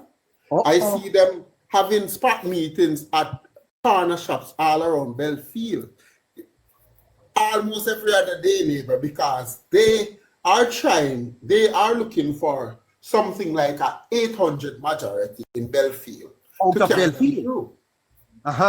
Do you think they can come out of Belfield with that? I don't think so. They won't do that against Rhoda Crawford. I see. Well, I have a little secret to let you and Scratchy in on. Los? Mr. Danville Walker is leading the charge in the parish of Manchester for the JLP. Not only over where Audrey is, for the entire parish. I wouldn't think just northeast. In case the same Belfield that cost Mr. Danville Walker the election as well. Yes, it's a Belfield that cost most JLP candidates who come close to elections. But Casey, what you're saying now, going by the numbers, Rhoda Crawford has managed to make some form of gain in Belfield, either by persons who are more interested in the Jamaican Party. They say, what you give is what you get. And I will not tell you that Belfield loves Rhoda. Yeah, definitely. I understand. Scratchy, Rhoda Crawford loves Belfield. Exactly. He is the first JLP candidate I see and listen to that have a genuine love for Belfield. And I think the people of Belfield know that.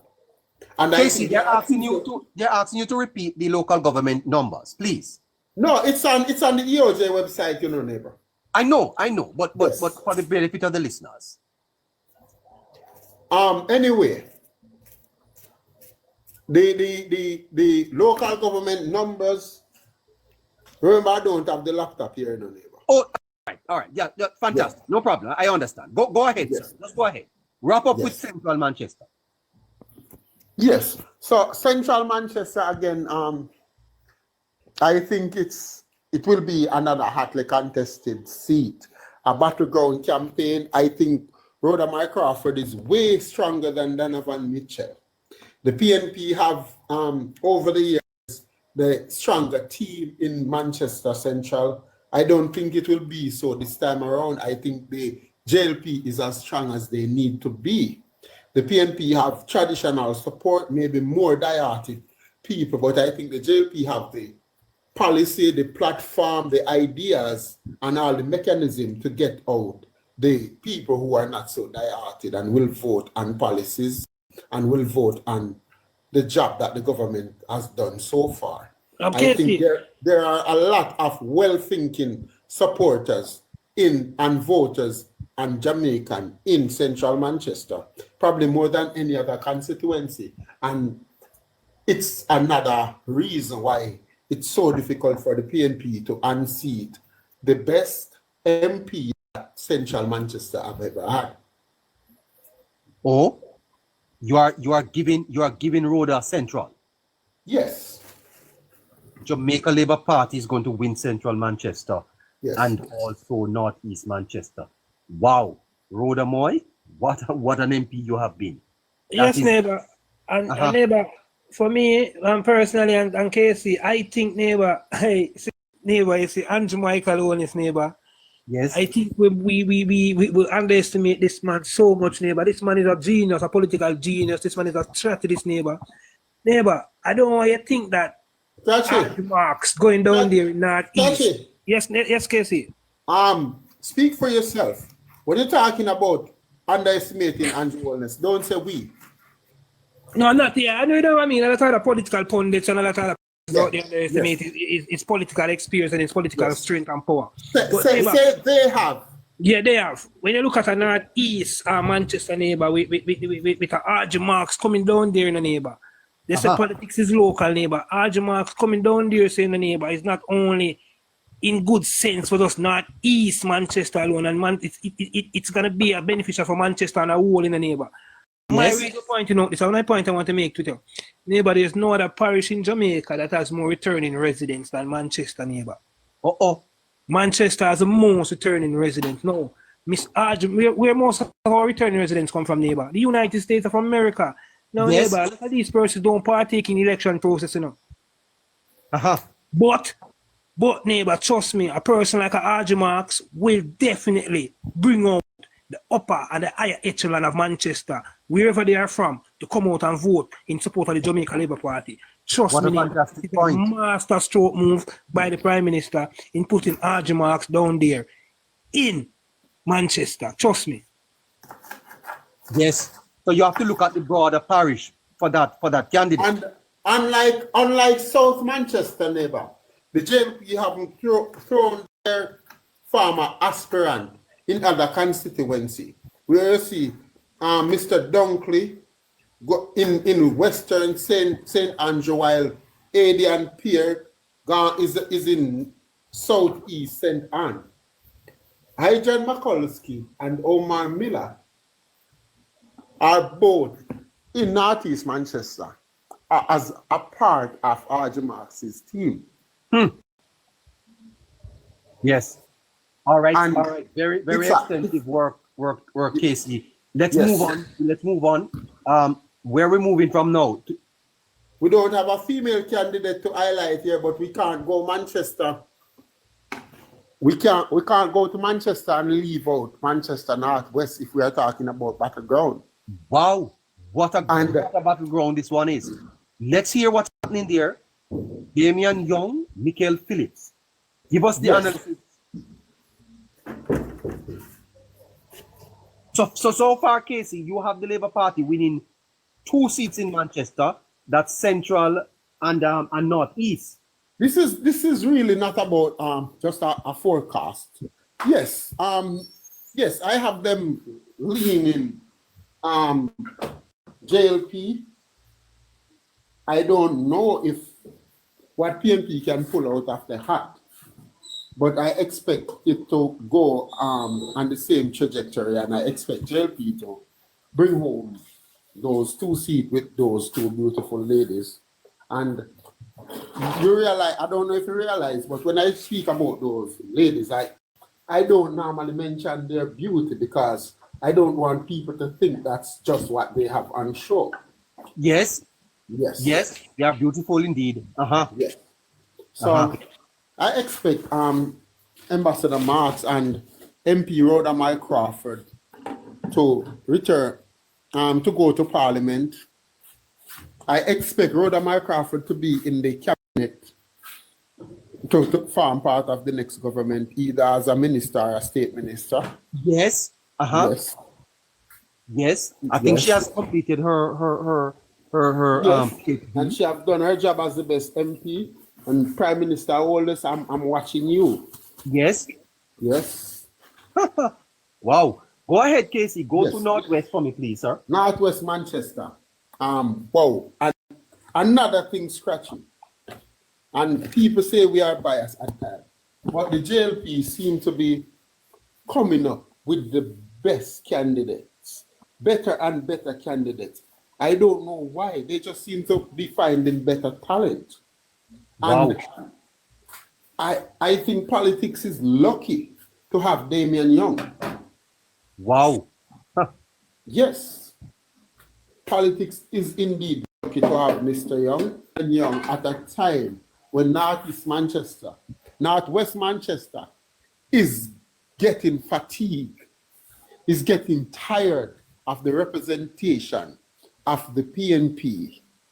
And the PNP already pulled the rabbit out of the hat when they replaced the Dean Peart with Michael Phillips. And that was the master stroke that helped the PNP to retain Manchester Northwest in 2016. I know Mr. Phillips went there 2011 when the PNP would have won anyway. But had Dean Peart stayed, I think 2016 was the year the PNP would have lost it. And because Michael Phillips was still seen as relatively new to the constituency, he survived 2020. But now this would have been his fourth term.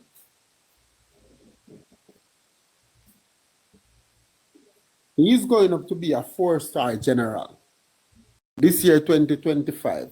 And Damian Young, who lost the 2020 general election, have been better, doing a better job as caretaker candidate than most MP are doing. He's doing better than even MPs that are doing well. That's how good Damian Young is. And even if Michael Phillips was good, Damian Young would still be better than him. So as far as candidates are concerned, that is a mismatch, dear neighbor. Now we head to the political parties and their ratings. The JLP ratings across the country is much higher than the PNP. So that's another plus for Damian Young. So all fruits are ripe for picking for the JLP in Manchester Northwest come the 2025 general election, whenever the Prime Minister decides to announce the date. The thing now is the organization, because despite getting some good traction, they didn't have the best of candidate in Northwest Manchester as councillor caretaker, and they didn't win. And when I do my work on the ground, I realized that their machinery was nowhere up to where it needs to be. Whose machinery? Whose machinery? The JLP, with neither financial nor human resources, and in the local government election, and they have identified that as the problem. And Damian Young is not only finding people as supporters every day, but he is finding workers every day.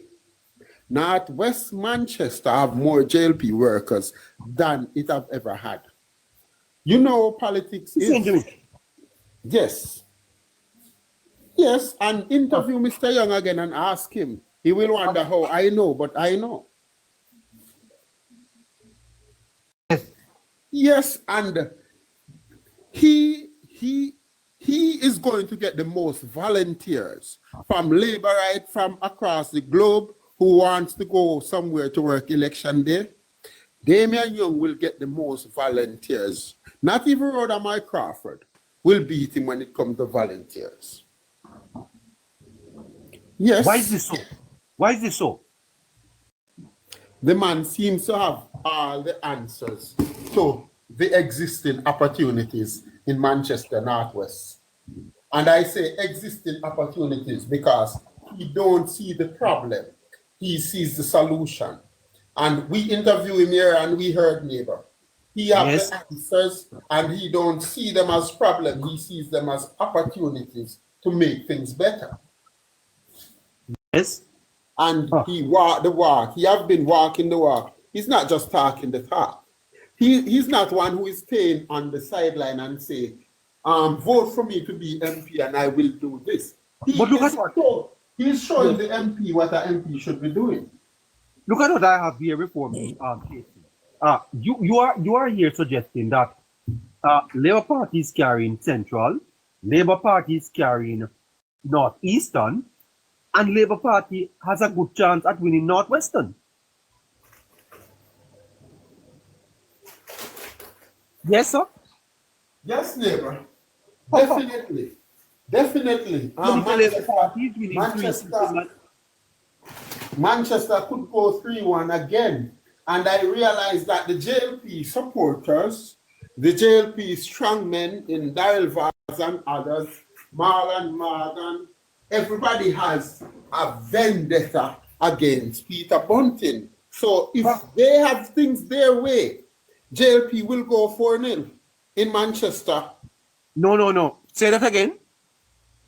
I said, the JLP hierarchy, all the JLP strongmen, except for Andrew Holness, because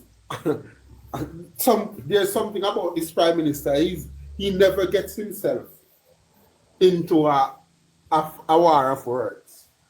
But everybody seems to be having their rifle pointing at Peter Bunting. So if the JLP have their way,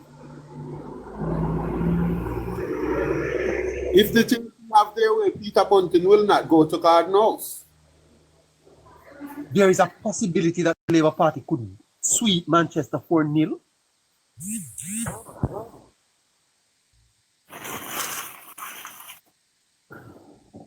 No, sir. What is this I'm hearing? Neighbor, without a doubt, neighbor. Yes, neighbor. Neighbor, listen, neighbor. You see these persons, neighbor, no matter how much wealth they want or whatever they want to have in life, we not give them no respect that they don't respect, neighbor. Peter Bunting is nothing but a sore loser. We're going to classify him as that, and we're going to deal with him as that, and we're going to call him out as a loser. You going into that race, you're a loser, you're going to be a loser. It is a strong possibility, neighbor. Neighbor, there are 3 persons, neighbor, who I think Jamaica Labour Party supporter want to see the back off come election day. Peter Bunting is one in fall in that 3. Your good friend, Mr. Crawford, is the next one. And the next one, the next rashy one down there in West Holland by the name of Mr. Campbell. Jamaica Labour Party want to see the backs of those 3 persons, neighbor. Wow.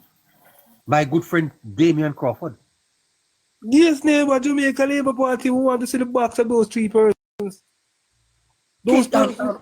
Scratchy, Casey is saying that the Labour Party could take Manchester 4-0. Yes, neighbor, it's a strong possibility, neighbor. The right groundwork, neighbor, the right machinery on the day, neighbor, and everything in place, neighbor. It's a strong possibility, neighbor, that the Jamaica Labour Party can sweep Manchester 4-0. It's currently at what, 3-1? Yes. Then it is very much possible, neighbor. Neighbor, the young man, Mr. Young is doing a wonderful job down there, neighbor. Neighbor, with the right support, neighbor, and the right coordination. I just hope that all 4 candidates down there in Manchester, neighbor. Yes, politics is local and an individual thing, but I hope all 4 also are coordinated, neighbor, because some might be end up with more resources than some. You understand what I mean, neighbor? But if the Labour Party is sweeping Manchester 4-0, then it's a landslide for you. Neighbor, that's what I'm telling you, neighbor. That is what I'm telling you, neighbor. Over 60% voter turnout, neighbor, is going to wipe out the PNP back again, neighbor. Neighbor, the PNP cannot win the general election with a 3-1 victory in Manchester, neighbor. No. Even if the Jamaica Labour Party should win 3-1, the PNP cannot win the general election with a 3-1 victory. And again, now go over to St. Elizabeth. No, we're not jumping to go with Casey, but we just stay for Manchester. They cannot, neighbor. They cannot. Gotcha. Yes, my bar. You say if the JLP win Manchester 3-1, the PNP cannot win the general election. Yeah. If the JLP lose Manchester 3-1, the PNP cannot win the general election. Still can't win. Hold on. Say that again.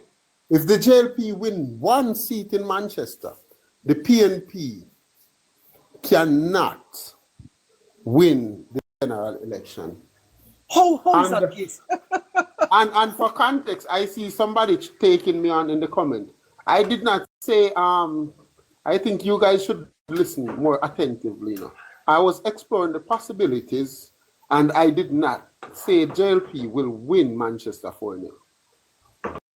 Maybe neighbor said it, but that's not what I said. Exactly. And neighbor didn't say it neither. We were saying that there's a possibility. Okay. I was exploring the possibilities, and I said if the JLP have their way, they will not let Peter Bunting back in Parliament if they have anything to say about it. I agree. And Yes. I don't know if Mark Golding regrets letting Peter Bunting on the platform and the campaign trail, because he seems to be developing a foot in the mouth disease, you know. And that's why the JLP is taking aim at him, because he has been creating the opportunity for the JLP to gain more political traction by his utterances about the bus, his utterances about this contractor at a school in South Manchester, all kind of things. Every time people wear orange jumpsuit when he becomes Minister of National Security again, he should be, and a man who knows well that he should be careful not to mention that he was Minister of National Security, because it will just work against his party. And the audacity of Mark Golding to put him as spokesperson on national security in a time when JLP is doing the best work on national security, and we have the best security minister in the history of the country. Like, I don't know. I think the PNP are lacking talent. I think the PNP have people on the sidelines who are pretending to be neutral, who should be upfront in the politics and be a part of the shadow cabinet. I see people like Daniel Archer going around trying to act as if she is neutral. I don't know who she's trying to fool. I think she would be better serving the PNP and the people of Jamaica if she just be a part of the PNP, be a candidate, be a part of the shadow cabinet, because she is bright and talented, you know, and carry across the message and the vision of the PNP better. They would have stand a better chance. I think PNP have too much intellectuals on the hide. And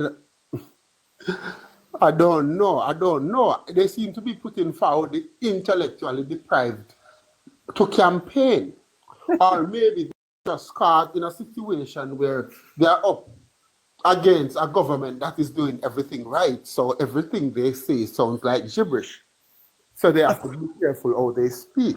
And I don't want anybody to think I'm bashing the People's National Party.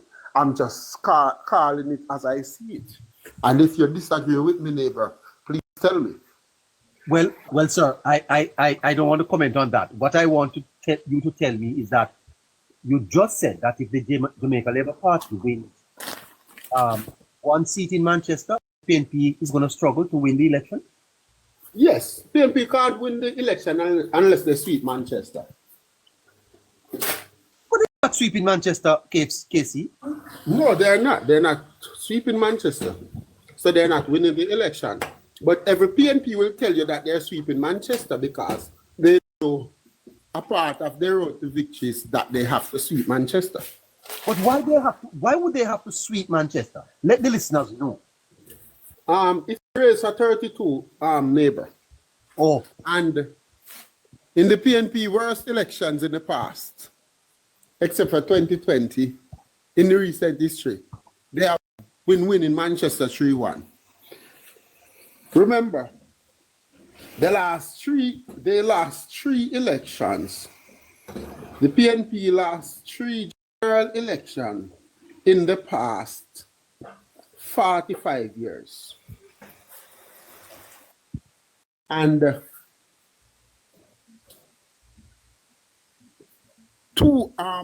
only one of them, only in 2020, did they lose as much as 3 constituencies in Manchester.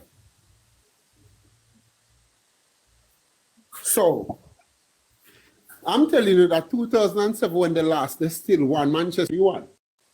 So unless there's political change in the political dynamics, big political realignment, they cannot win government without winning Manchester at least 3-1.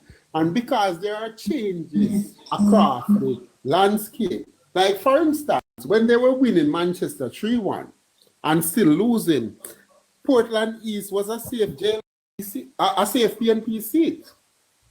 Uh-huh. So it's things like that now that have to sweep Manchester to win the general election. So then, on election night, if we see Audrey Marks winning Northeast, and we see Rhoda Moy carrying Central, you can go to your bed early. You call the election. Yes. And when I say Manchester, I mean I have to sweep Manchester because I want you to remember that. When they won in previous elections, yes, they've been sweeping St. Mary to win. And with them losing Portland this time around, and is likely to lose St. Thomas, sweeping St. Mary and Hanover and Westmoreland alone won't help. Because they have been beaten 5-0 and 4-0 in St. James and St. Elizabeth. Have you seen Delroy slowly meeting the other day? It wasn't a St. Elizabeth parish meeting, you know. Uh-huh. And that's Delroy slowly, that's the weakest JLP seat in St. Elizabeth. What a something from this program tonight. Have you seen Homer David meeting recently in South St. James? That's the weakest JLP seat in St. James. What a something.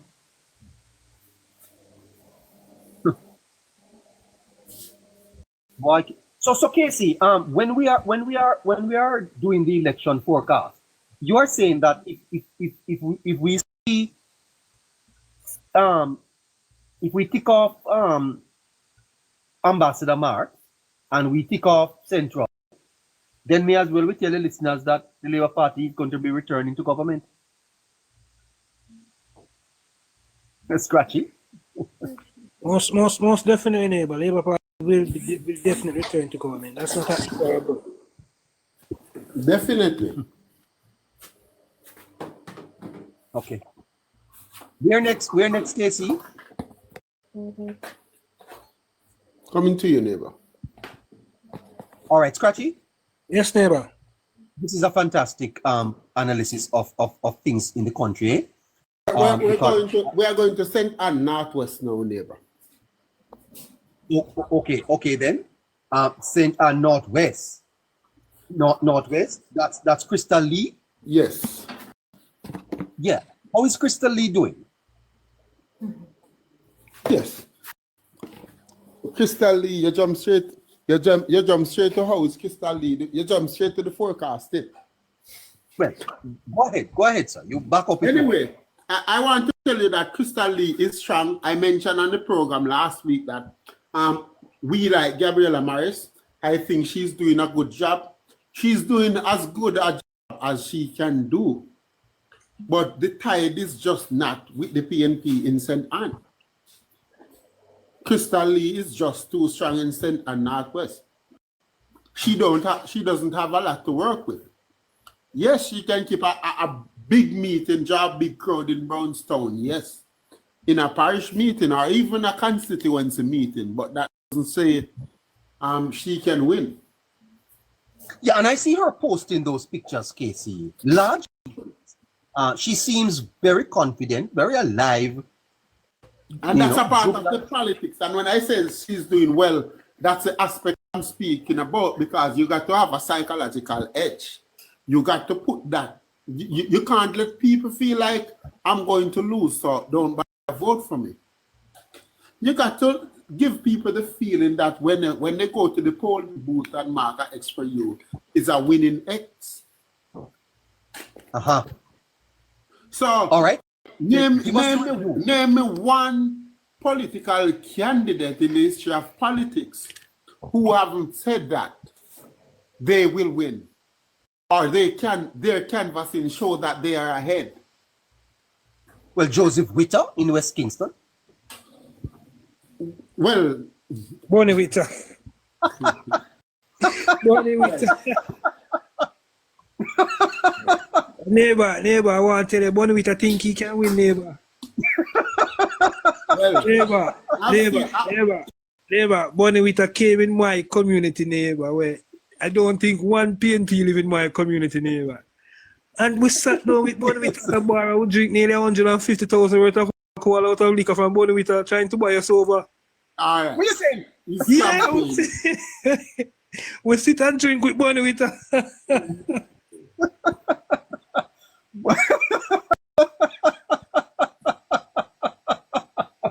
Oh my goodness. Yes. Boy. Every election would drink out Bonnie, neighbor. Every election would drink out Bonnie. When it comes to this community, we're not even one labor, one PNP don't live and trying to switch us. And as for Gabriela Morris, I keep on telling people that she didn't get a bad seat, you know. Northwest St. Anne would have been something you can work with as a new candidate.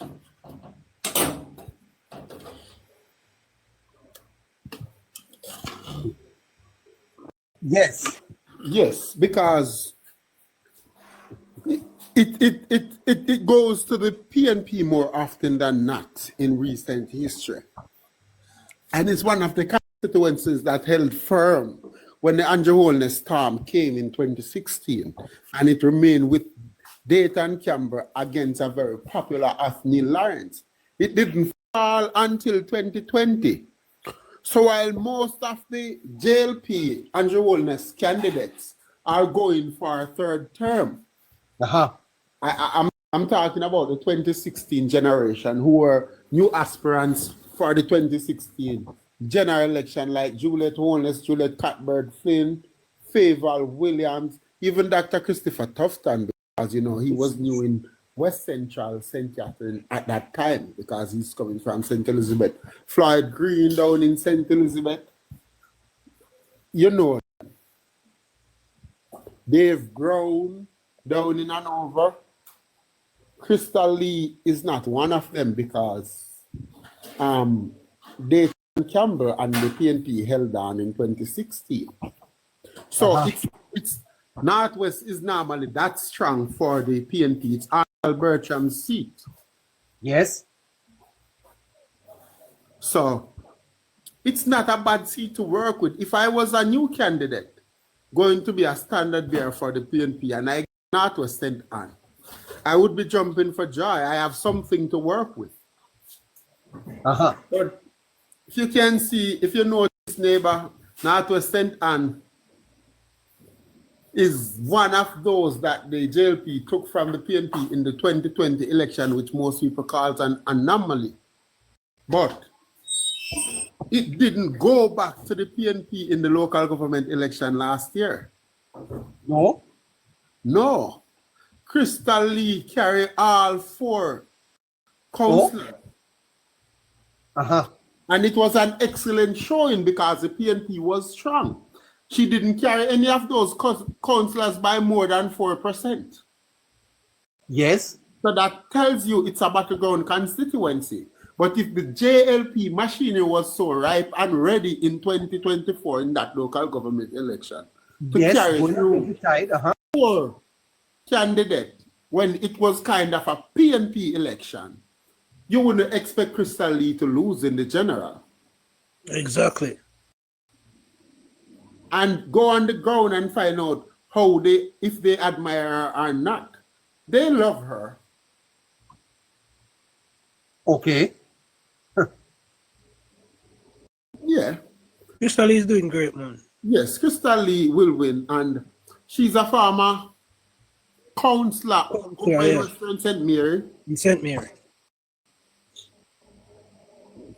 Yes, and she's one that, as far as the cabinet is concerned, I think she was one that was maybe told that you have a constituency that's a tough constituency and you're a first-time MP and you should put in somewhere. And gain some control before we can bother you with cabinet work. Exactly.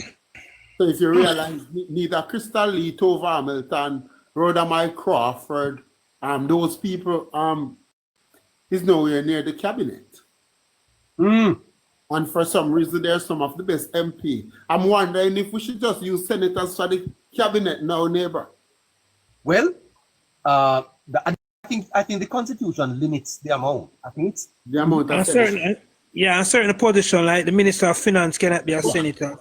I know. You have to be an MP to be Minister of Finance and Prime Minister. I don't think you can have more than three persons from this Senate. In the cabinet. Right. There's a limit on it. Uh-huh. Yeah. Okay. Yeah. So Casey, that is amazing coming out of St. Anne. Yes, but Crystal Lee, yes, magnificent female candidate, also Gabriela Morris. yes, I like Gabby. We're looking forward for more contribution from her in the politics and in public affairs. You know, we want a good opposition, neighbor. We want Yes, Norman Man, the PNP, to be Norman Man, the PNP, carry on the good ideology, challenging the JLP. You know? Well, I see Gabby is, I don't know. I like Gabby, but I don't know that when you are saying that she's not going to be able to prevail here, eh? Yeah, Crystal Lee will retain her seat. All right. So then we went to northeastern Manchester, where Audrey Marks is, and Casey suggesting that Audrey Marks is going to hold on over there. Well, not hold on, but she's replacing Shaw. She'll win. We went the member of parliament. She's going to be the mayor of Mandeville, Donovan Mitchell, is the challenger. After an in-depth analysis, Casey is saying that Rhoda will prevail. Then we went over to northwestern Manchester. Just for clarification, neighbor, northwestern Manchester remains a battleground as far as I'm concerned. I was putting the spotlight on Damian Young and showing you all the good work that he has done and the advantage he has as a candidate over Northwest. Michael Phillips in Northwest. But Well, as you know, I'm banking on him to come up with the numbers, but he needs to come up with the numbers. He needs to go near 8,000 to defeat Michael Phillips and the PNP in Northwest, because Northwest Manchester PNP vote is permanent, neighbor. They don't want to see anything to vote. They will vote because they are comrades. And this is a base election as far as the PNP is concerned. That's why you see their behaviors are like that, because they're not interested in what the undecided have to say. They are carrying it as a base election because they think that the base will carry them through. That's why they are trying to assassinate the character of the Prime Minister and the credibility of the JLP, because they're trying to turn off the undecided from the political process. So I see. People will criticize the PNP and say they don't have a plan. They have a plan. They have a plan to make it a base election, a low voter turnout. Is this happening? Yes, because they realize that a local government election carried them to maybe within a seat. And the numbers in the local government election. Oh, well, we have done 5 so far, Casey. We have done Northeast St. Elizabeth, haven't we? Not tonight. Oh, we haven't done that tonight. Okay. That's where you're going. That's where you're going next. I think I'm going to do one more tonight, neighbor. Well, you have done 3 in Manchester, 1 in Sedan. Yes. So that's 4. I have 2 more to go. No, I'm doing one more tonight. 1 more. Okay. Which one? I'm taking it from the comments. Okay. We're looking at Casey Battleground. Yes. If not today, Casey, I think I need to call you now. I think we need to do a serious look at St. Central Kingston, they are Central Kingston. Okay. Yes, I have some new information and I've given some different analysis on Central Kingston, you know, Scratchy, but you wasn't here, but you need to call me. Yeah, man, we call it. Mappy Flex say Northwest St. Catherine. So we'll take Northwest St. Catherine. Yes. It's what I continue to give Newton Amos no love based on my forecast. I continue Laborites have me up for that. But the fact is, I haven't reached Northwest St. Catherine physically, and I must admit that to the viewers and the listeners. I'm unable to reach Northwest St. Catherine on my days off. I have more days off now. I have 3 days off now from work. And I got to spend some time in Northwest St. Catherine and test the ground without people knowing who I am and what I'm there to do. Because that's how I work. Yes. So we could come up with some resources for Northwest St. Catherine. So when I do Northwest St. Catherine, I really do it on how I see the politics and the data science. Yes. As far as the data science is concerned, when the JLP was winning by over 12 percentage points in 2020, they didn't take St. Catherine Northwest. Are they going to win by over 12 percentage points this time? Maybe as far as seat counts are concerned, but not as far as voter swing is concerned, because I don't think they will win a lot of these constituencies that I'm forecasting them to win by big margins. I think the margins will be closer. So I think Northwest St. Catherine may have lost a percentage or two instead of gain since the general election. And guys, when we have MP in the constituency, we can say that let's see how the MP will fare, because the council fare well. Farewell as in 2-letter, not farewell as in goodbye. So, as in 2 words. Anyway, Newton Amos was not selected as Member of Parliament. He lost to Ugam.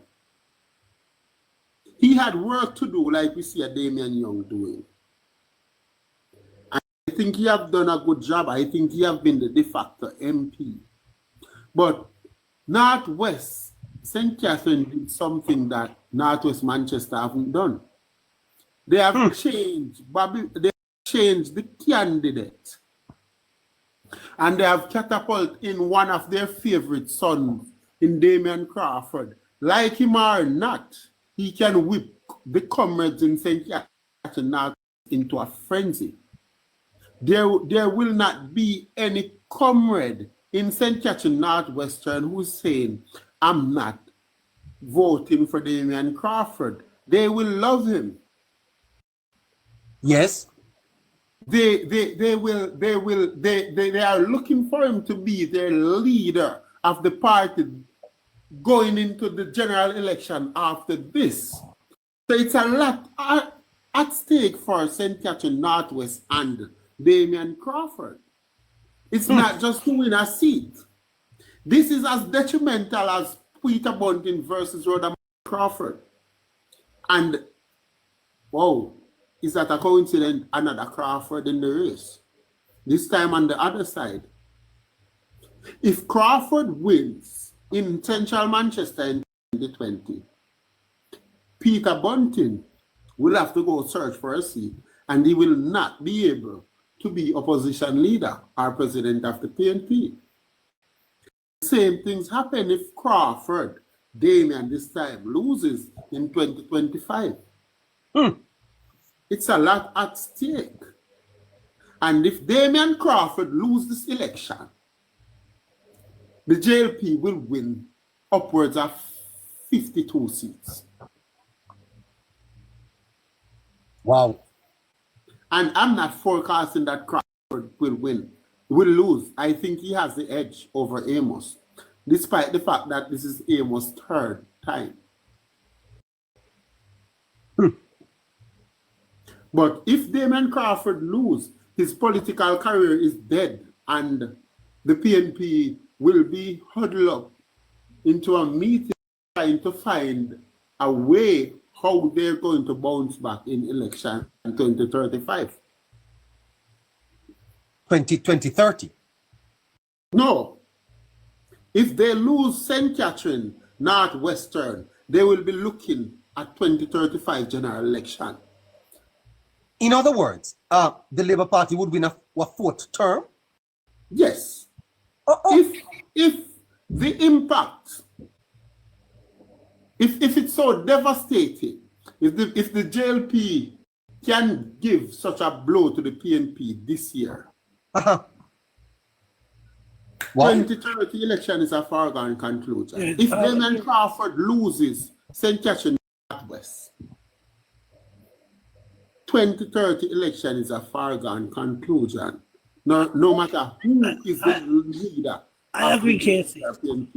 I agree, Casey. Term will definitely lead to a easier fourth term, neighbor, without a doubt. So Damien Crawford is an experienced politician. He will be working on the ground. He will be working overtime, no matter where the resources comes from. But despite that, Casey, he has his own sore foot them bothering him though.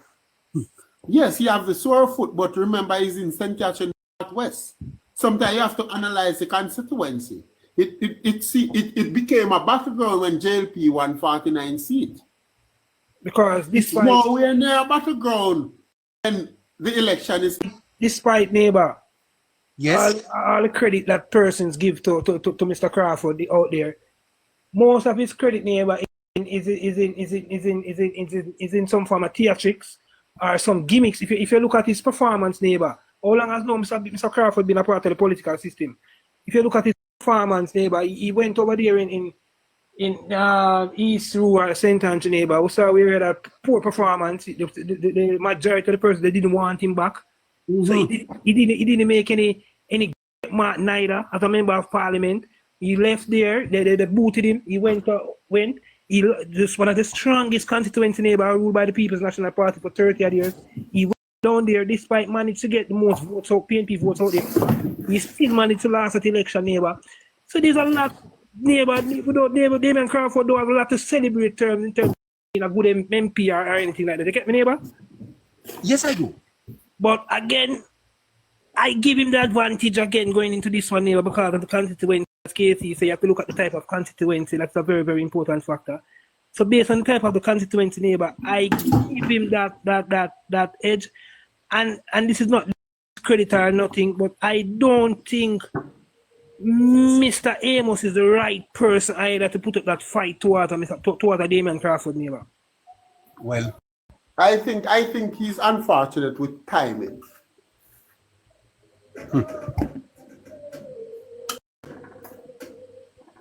Okay. All right. That's it, Casey. That you want to leave it there? Yes, I'm going to leave it there for tonight. See you on Thursdays. See you on Thursday. Thank you there, sir. Yes. Thank you so much. Scratchy, call me. Yeah, bro, I'll call you, bro. Cool. So Scratchy, that's what we have tonight for the forecast. What's your take on what you heard? Yeah, yes, neighbor, I share a lot of what Casey said. Definitely, I don't often tell him I like how Casey make his forecast. Casey he don't just talk at the top of his head. You know, he goes on the ground, he goes meets, he talk with persons, he get a better understanding of what is going on, and he reports whatever is factual, whether it is in favor of the party that he supports. I think that's something good, neighbor.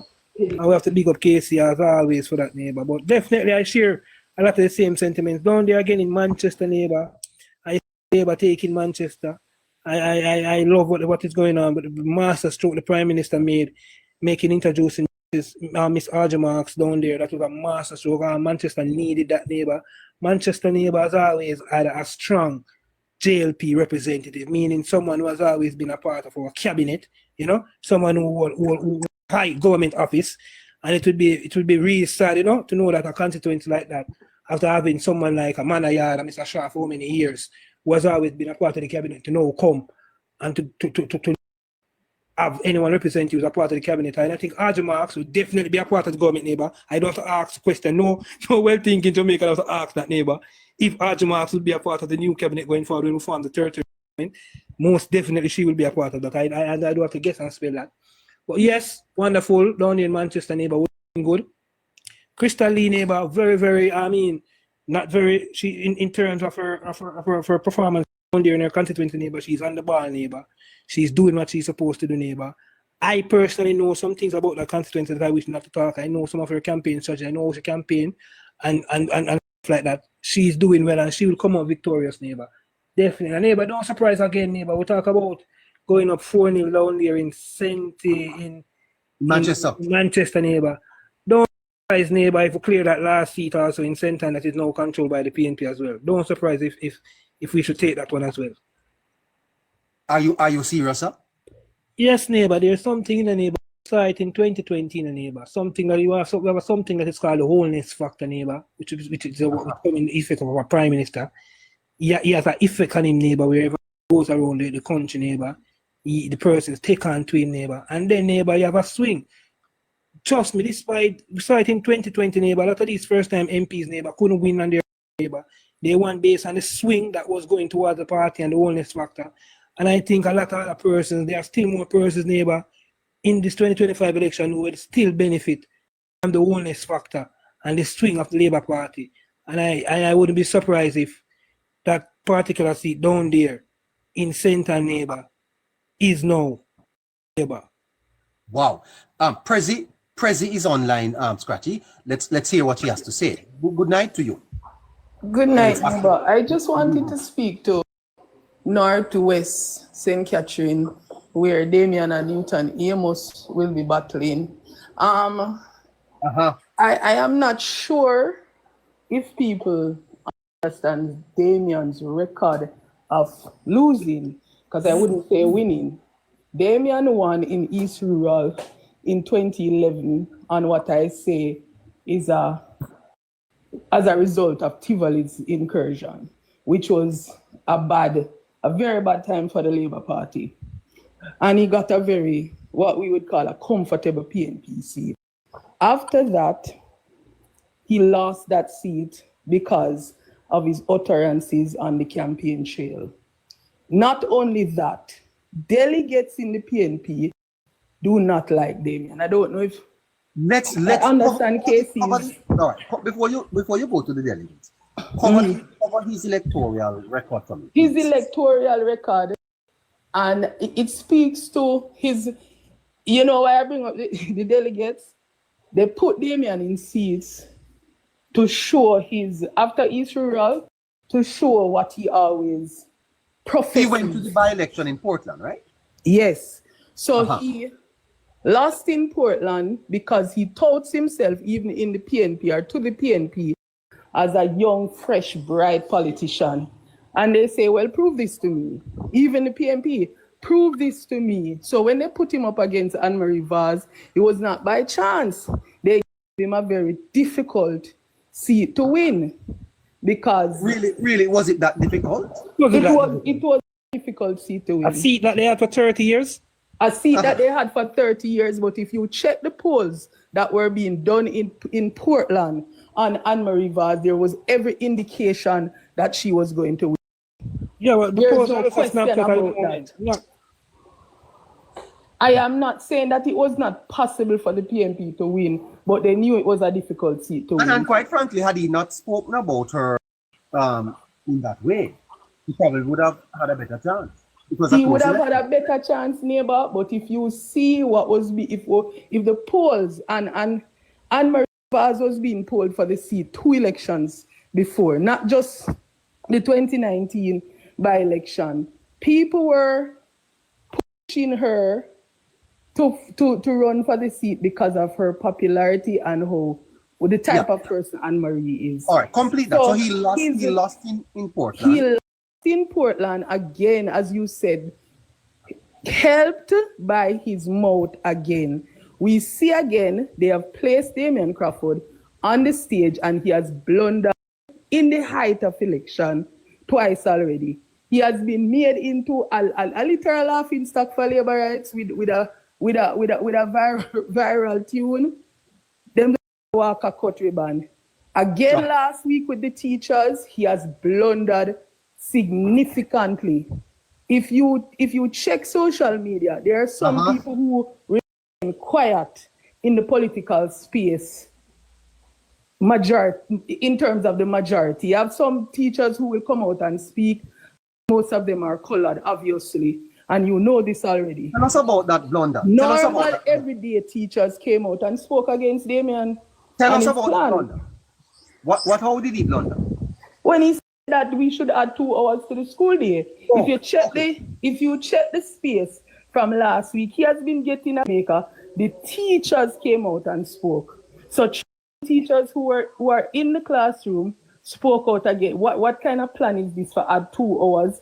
And they did it with not just words, we don't like this plan. They show you the studies. They show you how the children learn, when them learn, why people have to go home after school bell ring. It is there. So you have established, President, that he doesn't have a very good electoral record. He has lost 2 elections. He has lost 2 elections, and even though people repeat, he lost one election he lose, neighbor. What? He lost the election in East Rural also. He did not run back. He did not run back in East Rural.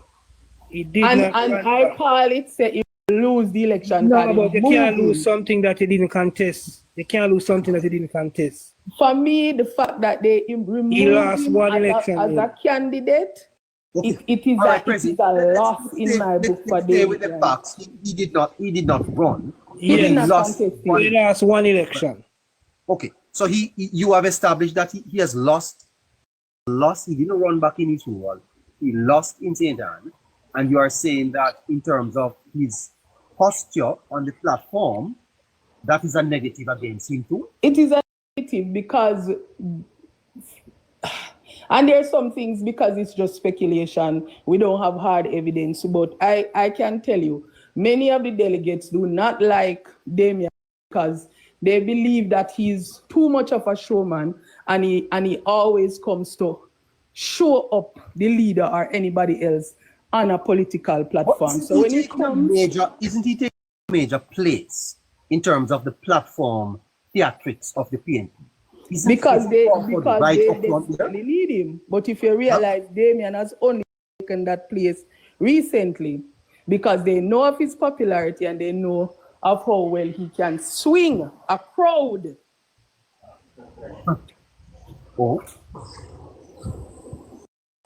So for me, Damian's political, what me that says strength or this robustness of Damian that people repeatedly speak of, the evidence does not show it.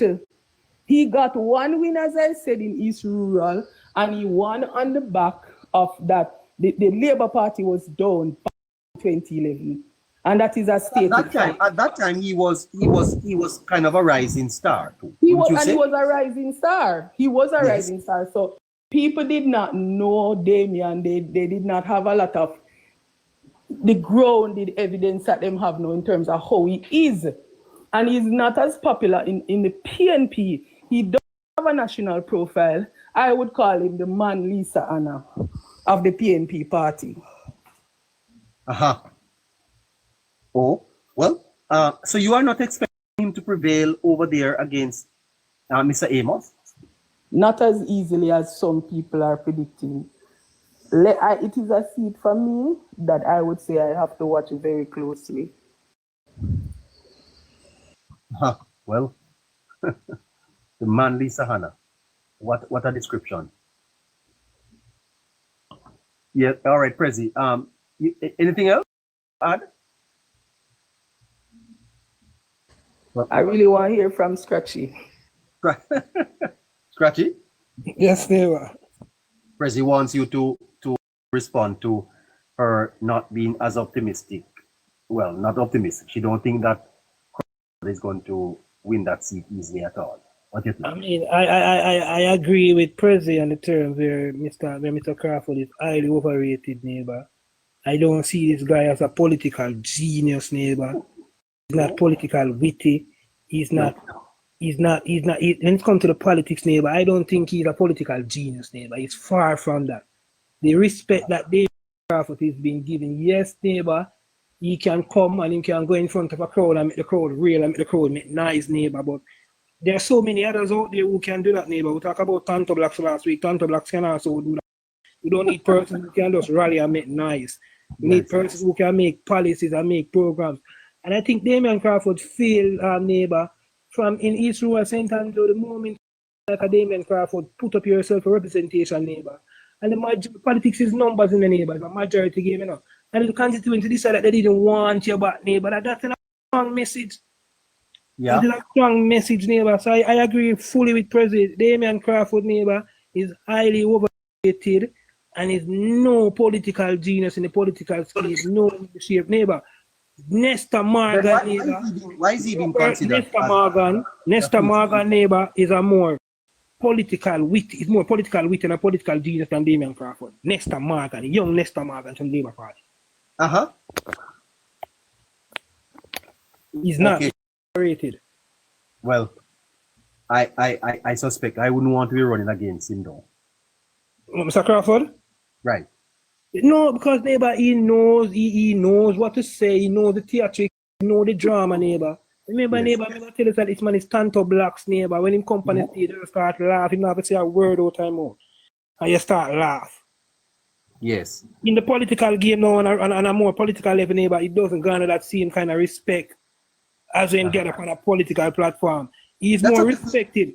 He's more respected in a neighbor. He's more respected in an orange shirt than in a suit and tie. Oh, that's a pity because you know, he has, when you listen to him sometimes you realize that head is not empty. Exactly, neighbor. His head is not empty. We are having to the neighbor, he's the one, he can rally the crowd. He's the Tanto Blacks of the politics in Jamaica. He can rally the crowd. There's a point that Damian Crawford, and why he lost badly in East Rural, he claimed politics. He believes in a full belly politics because people will tell you in East Rural that his belly was well fed whilst in East Rural, but he refused. He refused, as he said, to practice handout politics, which is simply taking care of his base and his people. And in politics, we were having this discussion this morning for a very long time. Your base is your most important place. You cannot go into an election without your base being taken care of. And so when Damian proudly said that people are zinc and plywood, PNP, and they still hold it against him. Okay. Sorry. Hold on there, Prezi. Maki, go ahead. Even neighbor, bless up everybody. Prezi, Scratchy, what go on? Bless up, bro. Look here. I'm gonna make a comment. I'm gonna use a section on the Blue Dot poll as it relates to Western St. Mary, right? In Western St. Mary, according to Blue Dot poll, at least 9% are what you call uncommitted, right? And Casey keep making the point in that particular constituency, right? That it's not necessary that they find the PNP more favorable than the LP. It's just that they might have some misgivings or let's say upset them, right? I'm submitting to the panel and those listening that as it draws closer to the next election, though percentage island-wide and nationally will go down. So if it's 30%, for example, it go down to 15% or less. I'm using that to say that in constituencies like Northwest St. Catherine, where it is so-called deemed PNP bastion, that sort of wave that is good. Because listen, the uncommitted voter, and a majority of them will vote JLP. There's no doubt about that, right? And I'm submitting that that wave will carry many of these constituents over the line for the GLP. And I'm submitting that Northwest St. Catherine is of it. And why I say that is that similar to Northwest Manchester, I very believe that Amos is what you call the de facto MP there. I believe there's been a lot of work that's not highlighted because perhaps he's not getting the big names to visit the constituency and stuff like that, like other constituencies, right? But I believe come election night, there's going to be a surprise there. And also, what is happening, the Holness factor, Scratchy, you keep make mention of it. The Holness factor is bringing a lot of these seats over. I don't believe that the 2020 election is a fluke, meaning the numbers how it came out saying that the GLP voters come out and vote and PNP stay home. I believe that the trajectory has changed in the country, and I believe we're going to see a continuation of 2020 in greater numbers, right? Already we hear PNP polls say in Westmoreland they are behind, and that's Westmoreland, right? So imagine what is happening in these constituencies that the PNP is not so-called so strong in, right? So I believe Amos is going to come through and win that seat, and you know it is going to be the let us say, I just said, 2035 is when you probably can consider the PNP. That is my view, and I believe many of these other constituencies that are what you call stronger PNP constituencies, I believe they will be pulled along with the tide. So it is not impossible to come to my own parish now for the GLP to win 4 seats there, right? I believe the GLP wins 2 or more seats in Manchester. It's a landslide victory for them. That is my take on it. Well said, Marky. Well, thank you, sir. Always very, very, very, very, very good. Let's see if we can clear the box, Scratchy, and Percy, stay with us. Let's see what's happening here with the listener. Go ahead, Scratchy. Go ahead and talk to them. No, someone called him Junior. Junior is in the box. Yeah, go ahead, talk to him, Scratchy.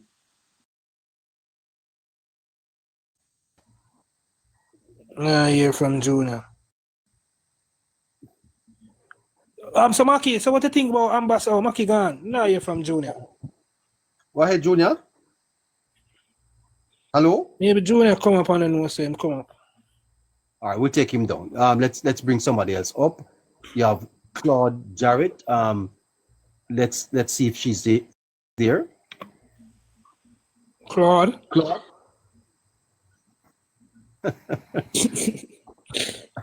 not there anyway. Okay, I think Winston. Let's see if Winston is here. Winston is always here, man.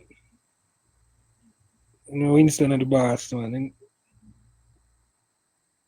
Go ahead, Mr. Winston. And good evening to you all. Good evening, Mr. Winston. I just come on to say that I don't see what is it that Jamaican people are so in love with Damien Crawford. I personally believe that politically, Damien Crawford is a dunce. Damien Crawford is a dunce to politics. Yes, he maybe have an intelligent mind, right? But when it comes to politics, he will do very poorly, and I'm expecting him to lose that seat to Mr. Amos. Mr. Amos have done his homework. Let me tell you something, say, yes, sir. You see the star boy thing, the star boy popularity in working in politics, you know. What work in politics, neighbor, is when you can go down to the people's level and communicate with them. Show that you understand. You understand? Show that you understand the situation. Let they have confidence in you that, listen, if you give me power, I will use that power that you entrust in me to work on your behalf to make your situation better. And if we look at Damien Crawford, one term sitting in the parliament and also a junior minister, all we can say that he's only gone a great well for himself. We don't see where he have done nothing for that constituency that he was representing, more than he come out and be a successful businessman after one term in politics. You understand? And I'm saying that now he gone over to St. Catherine. He's not going over to St. Catherine to give those people infrastructure development and job creation and that. No, it's only further his own political interests. And I can tell you this, if Damon Crawford is going to remain a legislator, it will be from the Senate at the end of the election. Exactly, Winston. Definitely from the Senate. Won't be from the lower house. Definitely not. Yeah, man. Damon Crawford is definitely overrated. Definitely overrated guy. Someone who the honor and the respect that is thrown at him. It's just. All right, let me say this to you, Scotchy. You go into this constituency in St. Catherine. What name? Northwest? Yeah. Right? And as a rural constituency, I don't see where Damon Crawford is really working with those people to whatever opportunity about this. Are we making the impact like a Damian Young? Are we getting the people them to understand what is at stake and the opportunities that are out there? No. You're a fan, Winston. You're a fan. It's not having that impact on the constituency. Let me tell you something now. When Darrell Vaz came to West Portland in 2006, Darrell Vaz demonstrated to the people of West Portland that listen, the representation that you are getting over the year are hopefully inadequate. And I am here to make a difference. And from his own personal fund, he started to do things. He started to highlight the shortcoming of the member of parliament. And the thing that is against Damon Crawford also, with Mr. Graham and Petersgill, who have neglected that constituency for all the time that they are here. No, man, you're a fan, Winston. Winston, you're a fan. Open back your mic, but you have to move away from the fan. All right, sir? Apostle. Sorry about that, neighbor. You're a fan. Sorry about that. Uh-huh. Yeah, turn off the fan, neighbor. Hold on there, Winston. Apostle? Yes, sir. Good evening. Good evening. Talk to Scratchy. Yes, Scratchy, how are you? Good day, Apostle. I know the voice here and it sounds familiar. It's fluffy. Oh, Yes, fluffy. I changed. Fluffy. Yes. Yes, same to you. Well, I tell you this story that my grandmother told me about a beer called Porter. Mm-hmm. So when you hear old time people say, "Chum, I'm a porter without froth." So it is said that this Porter beer that used to be on the market, loved by a lot of people, but there was a test for the Porter beer. When you open that beer and if no froth comes, then you know it's no good. Yeah. For me, that's Damian Crawford. You say no good. Porter without froth. And you have to, and I want to teach Damian something. Be careful how you treat people, and even more so the people on your level and people that are expecting good of you, people that are expecting you to deliver them, to bring them to another level. Because I remember when I remember the remarks. Some remarks are just unkind, and even though Miss Lady might have not remembered it so much so that she's on their side. But I remember when she was managing solid waste, and he said that was it Joan? Her name is Joan. Yeah, Joan. Yeah. Joan Gordon Webley. Yeah, Joan That Gordon. she was a solid waste time. Yes, he said that she was a solid waste of time. You have to be careful. And I remember when he addressed his own constituency, and he said to them that them apply board PNP and them behave like a dirty labor right them. So on both sides, he has made it bad for himself. You see, because we will remember those words, and the labor rights will remember that they were called dirty labor rights. Right? And another thing for me, action, not a bag of mouth. And if you're gonna have a bag of mouth and be theatrical, you must have something to back it. And that's and that would come with the action, and he lacks that to come with the action. My problem though is that I am wondering how much, seeing as this seat is one of the PNP seats, it's what Bobby Pickersgill. Yeah, to you, yeah. And you, Graham. Yes, I'm wondering if it's something that you get on a platter. If this seat is one that he will get on a platter, because the diartists from the PNP will probably end up voting for him. After all, my granny say finger think, you know, if you cut it off. And some people say stick the evil way, you know, and for your bad picnic, for your bad picnic.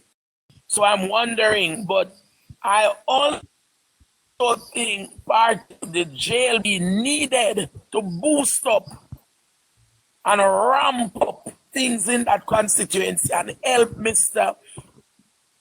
Amos, Mr. Amos. You see, I don't know. I'm thinking it's too late that, but I think Amos should have gotten more support.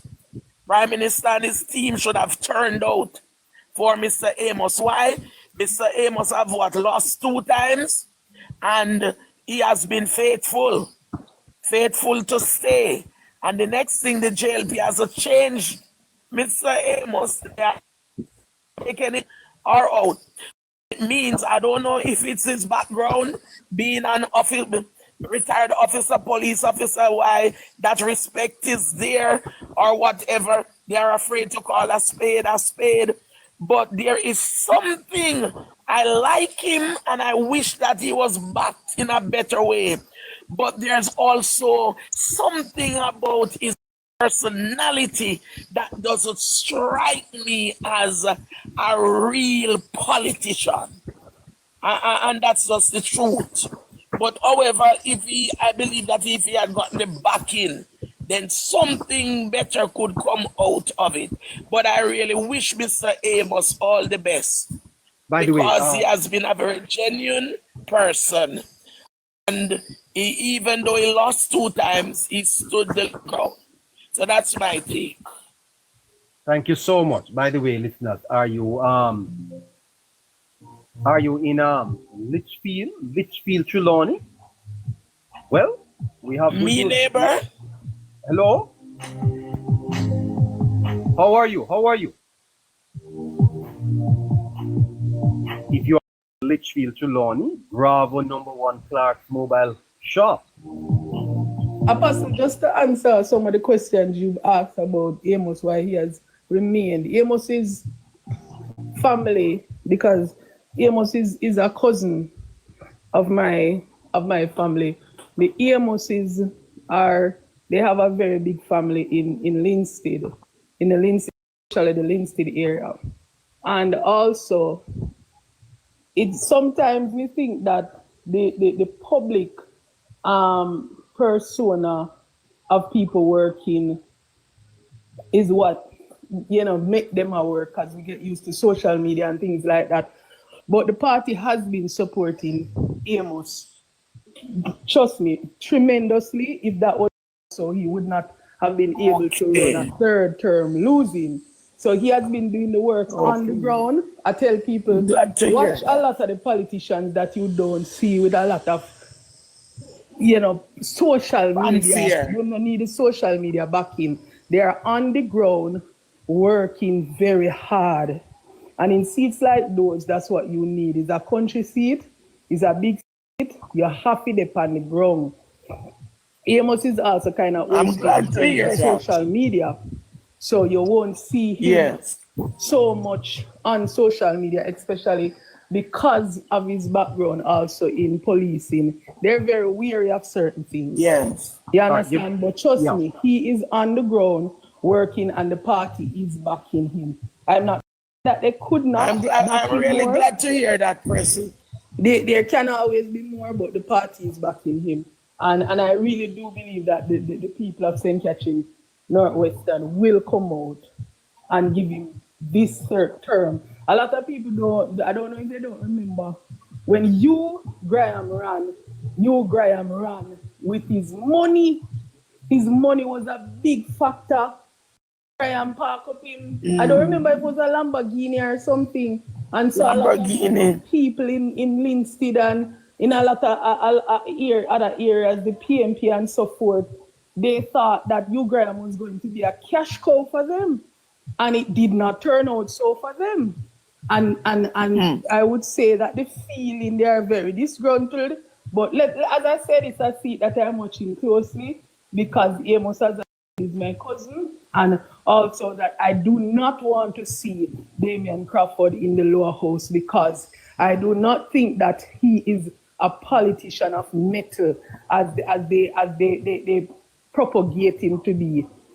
He has not shown that. I was a big supporter, even as a Labourite, of Damian because he seemed young, fresh, new, and he had new ideas, none of which I've seen him exhibit. So he does not deserve to be in the lower house. So let us see. All right, guys. And I would really want Mr. Amos to win. Apostle, hold on. Are you in Litchfield, Trelawney, surrounding areas, and you need a clerk? Clerks, huh?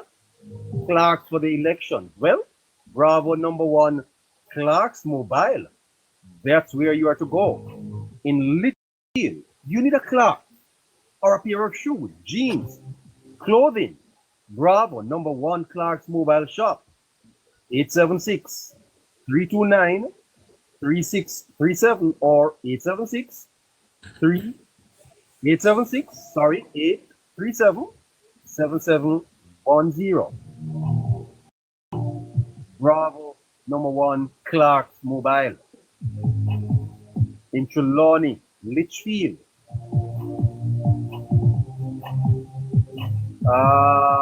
If you're in Trelawney, if you're in Litchfield, you need a pair of shoes. Do you need a clerk for the election?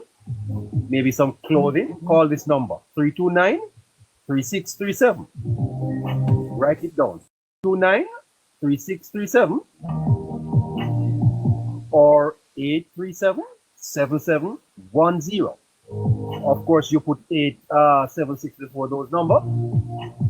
Tell them you heard it on Politics Plus with Hello Neighbor, and you'll get a little discount, all right?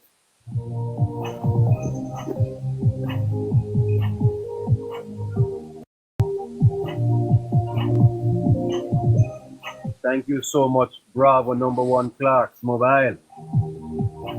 Partnering with Politics Plus. Yep. 5 minutes to 9 o'clock. We have Prezi, Scratchy, and Winston. And the Apostle with us. We can only take one more.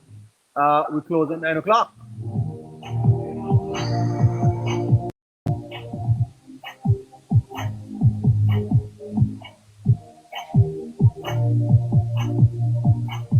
Shouting out Kamala's Cafe in Portmore. Kamala's Cafe. Kamala's is in Portmore. Are you in Portmore? Need some things to eat, lunchtime or dinner, supper? Kamala's Cafe, Portmore, for sure.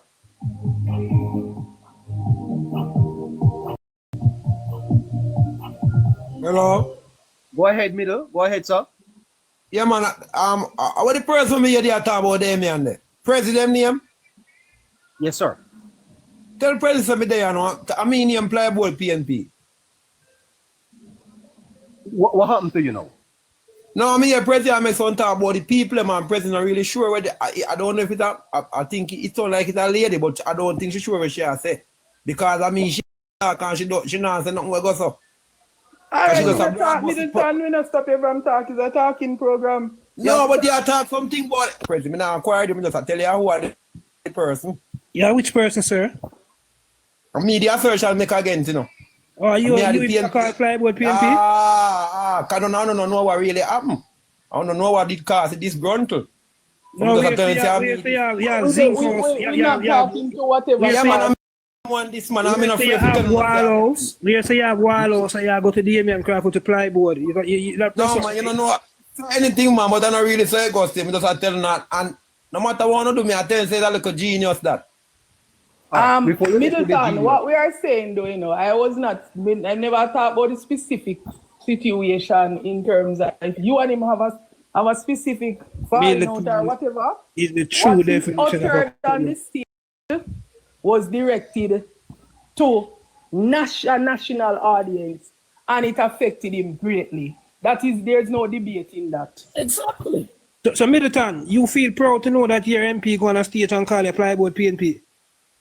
Then I'm gonna have him officer when you want to say him, so that I don't mean that. Ask you if you feel how you feel about it. Let me ask you. Hold on. So enough of the name where the other person them call the people. You feel proud about it either? Or you feel proud about yourself? Ask a question and you come on and say me at the plyboard PNP. So yeah, but me I tell you say yeah man, me feel proud about it. You feel that way now? Ask you, bro. That's all me ask if you feel proud. Aye, but yeah, cause then me can prove it to you say nothing really goes up. So if you call me a name and me can get up tomorrow and prove it to you say nothing goes up. Me no more feel proud about that. So Middleton, where you come up here for? What me I tell you now say. What me I tell you now say. Genius, you woke up in us. So when you have to go up, you don't have a clue as well. Go up, man. What I go up, my man, is that you like that. Please, I don't want genius, please. But you are going to Damien in a garden house, no matter what you do. Sir, I tell you, now go see Damien in a garden town, in a garden house, no matter what you do. So explain that PNP. Hold on, Middleton. I'm manager the name, I'm not run for a name. Sorry, what is your name, sir? Me just tell you. I don't know what that attitude is.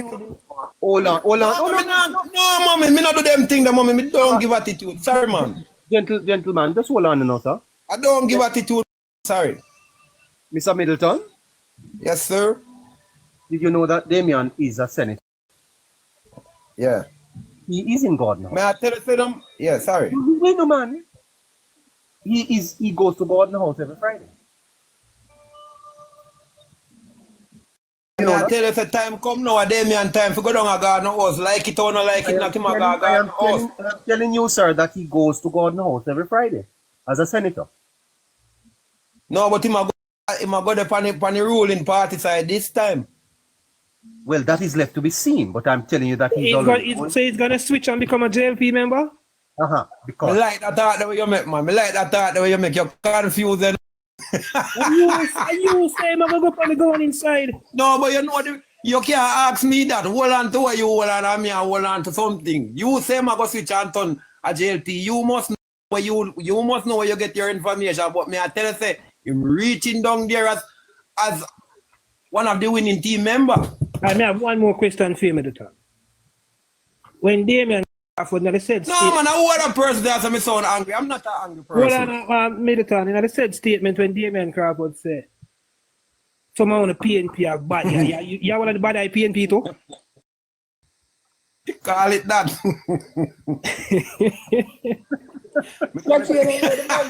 Him not really business where them call them, you know. Them not really care, you know. Lady, a performance meet about lady. You can't call man in your performance speak. But Middleton, based on your assertions, I'm saying that Damien obviously has not performed even in the PNP. So when you come up here now and say no, man, lady. When Damien can you allow me to speak in Middleton? Middleton, are you going to allow me to finish speaking? You said that he is You said that he's a political genius, and you are the person who had the specific interaction with him about the plan or whatever. And I am saying, show us where and when and why you say he's a political genius. Lady. Prezi. When Damien a MP of St. Andrew, lady, remember say, them man they say they own a vehicle around a car school children up and down on the road when you have blockage on the road and then thing. Then remember say I whole heap of little place them man go put in some little footbridge when no road never there. No. Gas Remember him say a them man burn, the new road. government gas him a burn. Government gas him a burn about free vehicle. Me support it, boss. Me support you 100% with that. Me tell you that. Me support them thing. Me not fight against the truth. Government maintenance of vehicle. Yeah. Our money, boss. Our money, not the government. Our money. Me support you 100% with that. They don't say free. Sir. Yeah, me not partial Well, them way them a boss. Not about I feel like. Sir, hold on a minute. You realize before you come up in the type of and the level of conversation that is taking place. I don't think that this platform here is see a type of a reasoning. You have to go take it somewhere else. Trust me.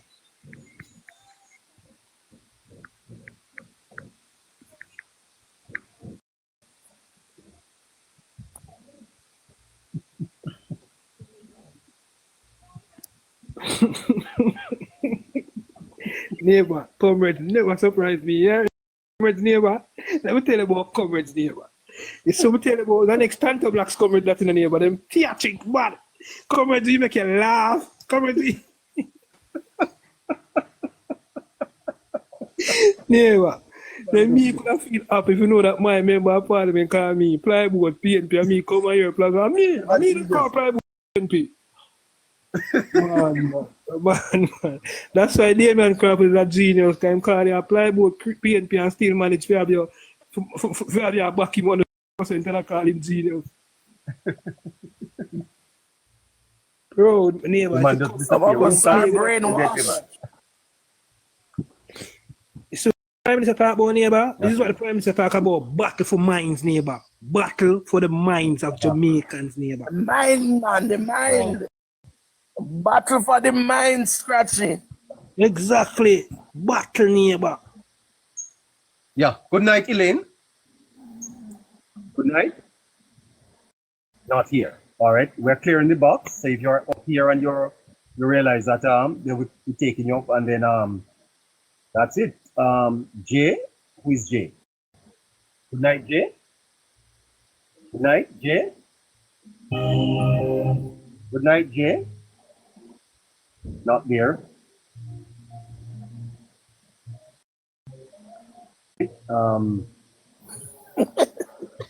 Good night, Jay. Neighbor, you see that comment? Somebody said your program is for the faculty of law and think their science. Yeah, well, it's a common man. It's a common man. We want the common man. We want the common man to be here. All right. Jay, neighbor program is the faculty of law, social science, and economy. Never ever listen to the story that Mutty Perkin always talk about the man that's saying the band to mash it, but the band to laugh. Band to laugh, sir. The parents couldn't afford it, eh? Yeah. So I believe that I want the cutlass. I think I want the band to the cutlass. Horatio? Neighbor. 2 minutes. Night, everybody. Night. Neighbor, I hope I greet you. Well, I was listening to the program, very interested tonight. I was listening to the forecaster. Some very interesting news. Not surprising, but I guess on the day the work is the person who put out the work will get the result. Hold on. Yes, you see that animal farm there. Some people are equal, but some are more equal than others. Huh? Go ahead, sir. Go ahead. Oh yeah. So neighbor, I was scratchy. I was listening on everybody. I was listening to the gentleman that come up just now, and I was just thinking about it. That's typical PMP. They don't matter what you call them. As what them songs say, them not care what the label say. Or what they say they are. They are blood and fire comrade. So as I say, neighbor, it's just typical PMP. That's how they think and that's how they talk. Damien, as the matter about Damien, when Damien come on the political scene, I was one of the person who looked to him as a future leader. but been observing him over the years, Damien have dropped the ball so much. I don't have no more confidence in him no more. We just don't know who is Damien or what he is about, you know. I think what you say of Damien could be said of the PNP. And I share the same thing, neighbor. You know, those persons who have followed politics in Jamaica will recognize that this PNP government, this PNP opposition, has lost its ideological foundation. Yes, neighbor. Yes. It doesn't stand for anything much.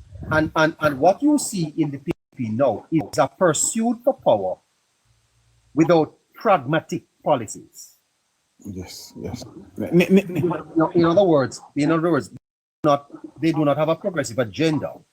And you know, sir, if I may say this, I do not think that many Jamaicans are impressed with the party. And I think the party needs to look at itself and see what it is offering, because it's making up a lot of noise. But I don't think it is offering much. That's neighbor. That's the reason why I keep saying. When they do, I'm just online here, and I see something come up from the PNP about their housing. They are planning to deliver 50,000 houses in the first term. 50,000. But when you drill down in it, you realize that it's not achievable. It's not achievable at all. So when they do put something out there, it's almost a populist policy. Nothing more than to attract votes. Right. And I think that's what the problem is, because they are much more inquiring population. In other words, people who are going to the polls today are a little bit more inquiring. You know, yes, they want more than just an announcement. But I think why, and I hear I don't remember who I hear say it on the program since then. You know. I think why the PNP really don't put anything on the table to the people of Jamaica, because they really think that this election will come down to party-based election. They have put things on the table, to be fair, but they face they have put things on the table. They face a challenge, and there are a couple of things that is happening. One is that they have to manage the performance of the government. Mm-hmm. They cannot prosecute a case to vote out the government. They cannot prosecute that case. Well, they can't prosecute it successfully. In other words, the government is on trial now, you know, sir. It's at the end of its term, and the verdict to be out. So let's prosecute the government. Could I do that tomorrow? Let's put the government on trial and see if they are guilty or they should be re-elected. And if they are guilty, then for all intents and purposes, vote for the PNP. But if the government gets out, you know, then I think the PNP will have a big problem on seating them, and that is the first thing. Second thing is that you're going to have to come with policies that show that you can better what is currently happening. Mm-hmm. So how are you going to better 43% reduction in crime? How you better that? But neighbor, I'm not putting a chain at that, but you doing this, it's so coincident, neighbor, because you know today I was in a little surrounding and we was talking about politics. And this was the same sentiment that you are sharing now. A lady was sharing with me. She was trying to put the government and a prosecution scale. Well, let's put them on trial. Let's put them on trial. Right, neighbor. Because the question in every election is your life better than it was when the government took over? Or is the country better? It's a simple question. Are you better off today than you were? That was exactly the discussion she was having today. She was all her neighbor. She was 80s come up. What transpired both under the JLP and the PNP. Our neighbor, she was saying to me, who remember teacher couldn't find chalk to write on the board in school? Who remember police force couldn't find bullet to fight criminal? who remember if you have 6 children and the parents only can afford to send 3 to school and leave the next 3 at home to maybe Coronation Market to push on Carter or something because she couldn't afford to pay the school fees. You know, sir, opposition parties like the change cliche. They feel that for them, listen to me.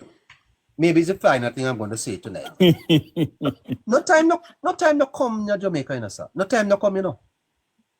No time no come. But neighbor, opposition parties, sir. Maybe time come for PNP to feel that they now need to hold the reins of government. In other words, it's a you and I. You know this, right? Yes. Your time, then it's my time. My time, yes. Come through, we know. Yes.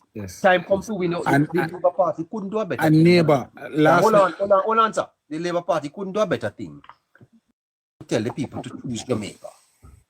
It is not about the PNP, sir. Yes. It's not about PNP. You know, I heard Mr. Siaga one time on the Breakfast Club saying that the PNP will not get a third term because the people of Jamaica have never done that. Mr. Siaga got it wrong. So as far as Siaga was concerned, he could have just sit down and the would ripe and drop in his lap. 2 terms for the PNP, 2 terms for the Jamaica Labour Party. 2 terms for the PNP, 2 terms for the Jamaica Labour Party. It is the same nonsense that you see coming in. No, you have had your 2 terms. Yes, never. Yes, never. And what has blunted that nonsense is that there is a patriotistic view that Jamaica needs not to be put ahead of politics. Right. Yes, that finally the people of Jamaica now need to look beyond polarized politics. Look beyond partisan politics. Look beyond tribalism and look at the country and ask yourself, are the managers of the company Jamaica doing a good job? And if they are doing a good job, whether you are PNP or JLP, go fire them. I think that's where we are. On point, neighbor. You are so on point, neighbor. On point. I must say, neighbor, as I listen to you, this come like the conversation that we were having today, just coming right back. You are on point because she was saying, the lady that I was having a conversation with, she was sharing the same point, neighbor. Why fire a management team that have the country or have a company in such a good shape to give a man a tryout, to say, let me try out this man? Well, you know, what democracy is about giving the people the choice. You see? So ultimately, it is that is to decide. But what you have to do is to explain the choices to the people properly. You see, and what the Labour Party will have to do over the next 4 to 6 weeks is explain the choices or the choice they have to make, right? And that is why I'm not a proponent of what is called democracy, because I think democracy must be linked to some aspect of literacy, yes? Because I don't see how you're going to have people, uninformed people choosing government. That don't make no sense to me. Nonetheless, is what we have. And that is what political parties have to do. That's what the campaign is about. It's to bring out your information. Yes. So the choice you have. So when you hear this talk about time call, it is a selfish call, really. Yes. It is a selfish call. Yes. And it is not grounded in any policy prescription that advances the nation. Yes? And because what you have to do to sell that is to show that the government is failing. Yes. Yes. And there's no Jamaican that can come on this program or any program and to show that the government is failing. Yes or no? Yes. Yes. No. You can point out inadequacies. You may even be able to point out weaknesses. But failure, no. Yes, neighbor. Yes. Yes. We made this point, neighbor, the other day when we were having this discussion, and I said something. What Andrew Holness has mastered is 3 different things that a lot of people don't understand under the big politics. campaigning, politicking, and governance. And why I go back to this point is he made a very bold statement last night in Portland. The man said him not start campaign yet. Who said that? The Prime Andrew Minister. said it. He said that he has not started to campaign yet. And I have been saying this to Labour, right? Because some people were a little bit nervous, you know. Mark Golding out there every day and him all over Jamaica. And I said, just hold on. When the boss lace up in clocks, we'll just... But President, I'm what not even... the PNP has been experiencing and why you think them calling for elections so insistently is political fatigue and campaign weariness.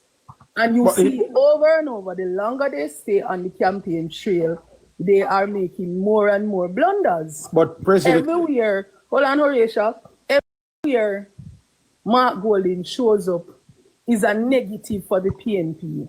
Every time they go on a stage, it's a Jamaica Labour Party. It is a resounding success by every standard. And so, when the boss choose to start campaign, we know that Jamaica is leader-centric. Yes, the MPs must work, and they have been doing that, but we have a very leader-centric politics. And Andrew captures the mind and the hearts of Jamaicans very easily. So when he does keep that ground, you know, I want to see what a snap poll will say.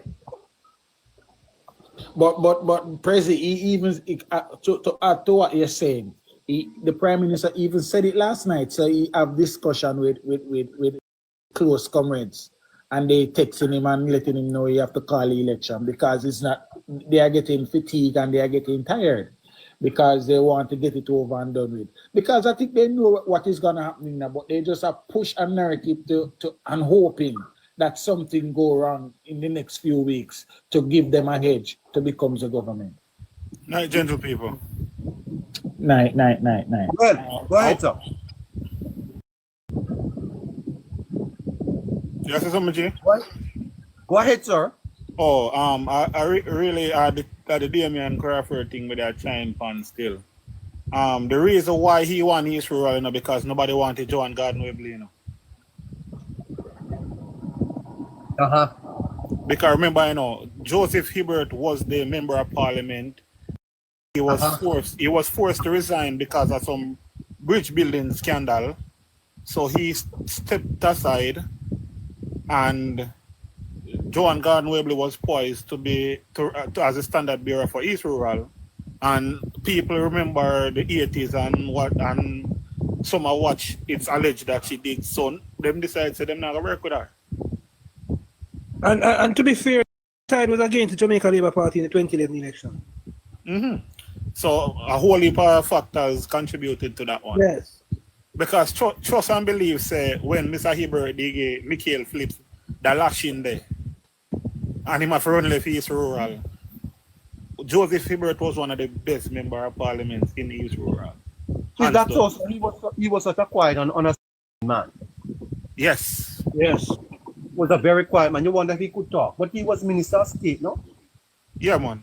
A good man, man. I'm a general, that man. I'm a general. Man. That man, that man impart a whole lot of things to some of us young youth, you know. Wow, like what? And that man had some great plans for East Rural, and they were short-lived. Yeah, by his contact.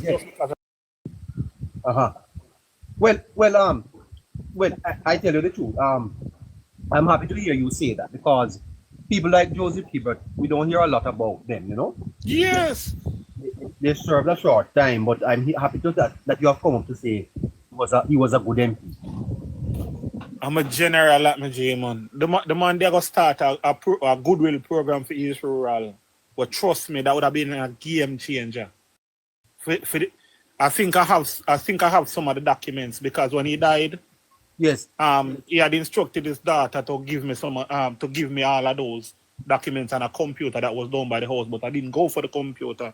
But I have most of the documents though.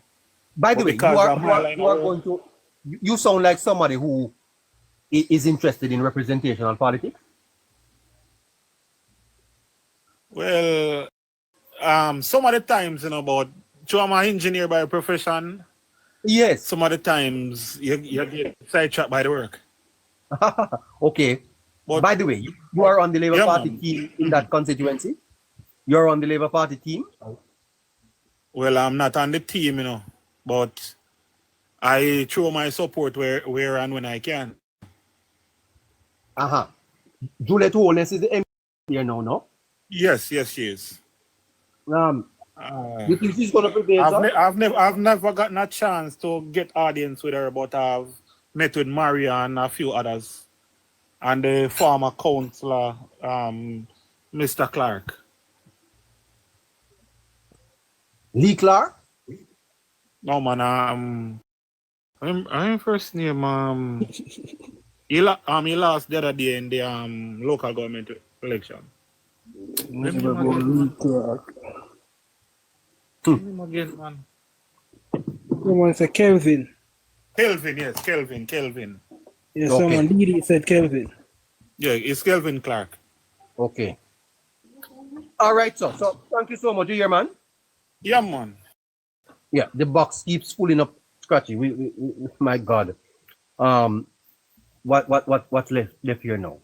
Yeah, big program you have running in here. Boy, I tell you, the line is as long as you ever go a banquet, man. Big program you have running in here. Neighbor, so I can come off to give somebody else a chance. But so you must come back already. Yeah, man, neighbor, I can tell you this, neighbor. I set alarm clock every 6 or 5 o'clock to listen to you. And on Saturdays and Sundays I set it for the 2 o'clock and all and the 3 o'clock and the you hear that, neighbor to listen to you. And neighbor, can I tell you this, neighbor? Yes. I put on a lot of co-workers to the program and they loving it, neighbor. They don't know much about politics, but I guess from the tuning to you, they start to get a chat to it. Okay. I'm going to send you my account number. But neighbor, I said this to say, neighbor, before I leave. Why I didn't like Damien as a person and as a politician? Damien was my neighbor, my personal neighbor. I know Damien Crawford, yes. While he was going to KC, he was my neighbor. I don't support politics. I don't, but I like him as a person. Yes, neighbor. But I like him because I listened to one of those Senate, what they call them, sectoral presentation, and he spoke about citizens being interdependent. Yes. And I said to myself, this man knows what he's talking about. I think he has the right idea. When he just come on political stage. No, it was about 3-4 years ago. But can I tell you this? I think because the PNP wants to win so badly, they are just throwing anything out there right now. Right, neighbor. Right, but as Crawford need to cross. Yeah, but as I leave, neighbor, I said this already and I say it again, neighbor. There is so much at stake and the ballot coming this election, neighbor. And person who's on the ground can share this with the neighbor. Horatio, I don't even agree with you. Yeah. There has always been a lot at stake in every election. Not this time around, neighbor. I tell you this, it was like this in 1980. It was. My mother shared this sentiment as you, neighbor, and I tell her no. Yes, sir. Let me tell you something, sir. And all of those elections that the PNP won. Imagine if they didn't win. Yeah, but neighbor, at that time when the PNP was no, sir. winning, But the fact is that the more the people kept electing the PNP. Well, neighbor, I will hold on to my point, neighbor. But as I said, neighbor, this election remind me of 2020. Why I said that? Because of generation, sir. we are for this generation, it is as if. But I can tell you that there are people in Jamaica today who haven't recovered from the 89 loss. Which is true, neighbor. But as I said, neighbor, this election remind me of 2020. Why I say that, neighbor? When you're on the ground and you're doing face-to-face talk and door-to-door talk with the voters, neighbor, they will say to you, neighbor, I don't believe in the politics, but I will give you the sentiment that I get. 2020. I don't believe in the politics, but based on how this government are controlling the crisis in was COVID, I will give them my vote, neighbor. So I continue to say this on your program, neighbor. You have shared a thought the other day that you have many people who not put on a green shirt and many people who not gonna put up a V sign, neighbor. But I promise you, neighbor, and I hear Scratchy say this, neighbor. This voter turnout is not about voting out the government. It's about hear so many people silent because when they ask them, neighbor, if you have a friend who are not interested in politics, but they ask them about politics, neighbor, they will tell you about I am not a politician in about me I go do because I see what it is what right and what is wrong, and them see what going in the country, neighbor. So as I say, neighbor, I am not worried. I'm more impatient for the day to come to just get it over and done with. But the country where it belongs to move the country forward. Thank you so much, sir. Yeah, man, neighbor. All the time. Scratchy, Prezi. Bless up, my bro. Bless up, Arisha. Lancey. Brother, up top. Brother. Hello? Anderson there. Yeah, go ahead, Mr. Anderson. I listen to the I listen to no still, you know, man. I show me on the mention my name, that's why, man, mute. Oh, that's a who? Brother? All right, no problem. Lancey Anderson? Is him that? All right. Yeah. He's off. Okay. Let's see if we can clear the box. And it's 9:30. Look at this. We'll put all of them up now, and then if they don't have anything to say, we can't take anybody else tonight. You hear, guys? Can't take anybody else. It's been a long night. Good evening. Hello, Peggy.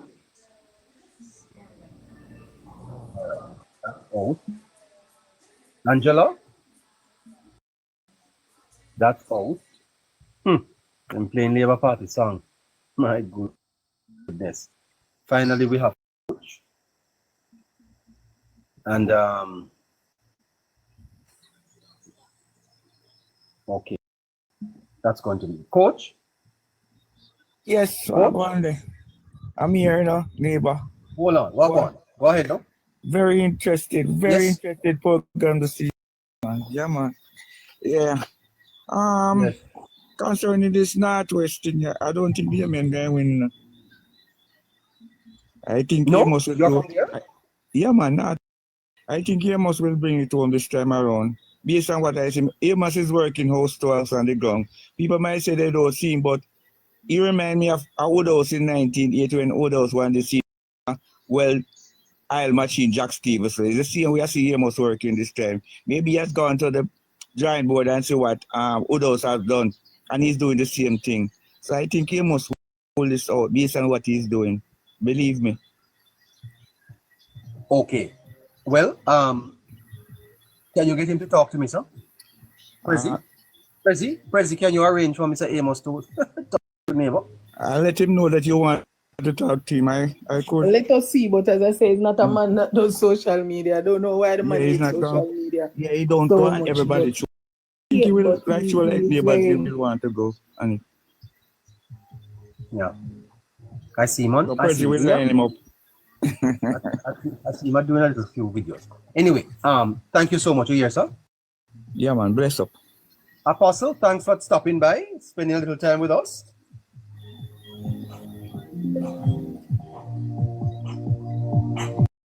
are welcome, neighbor.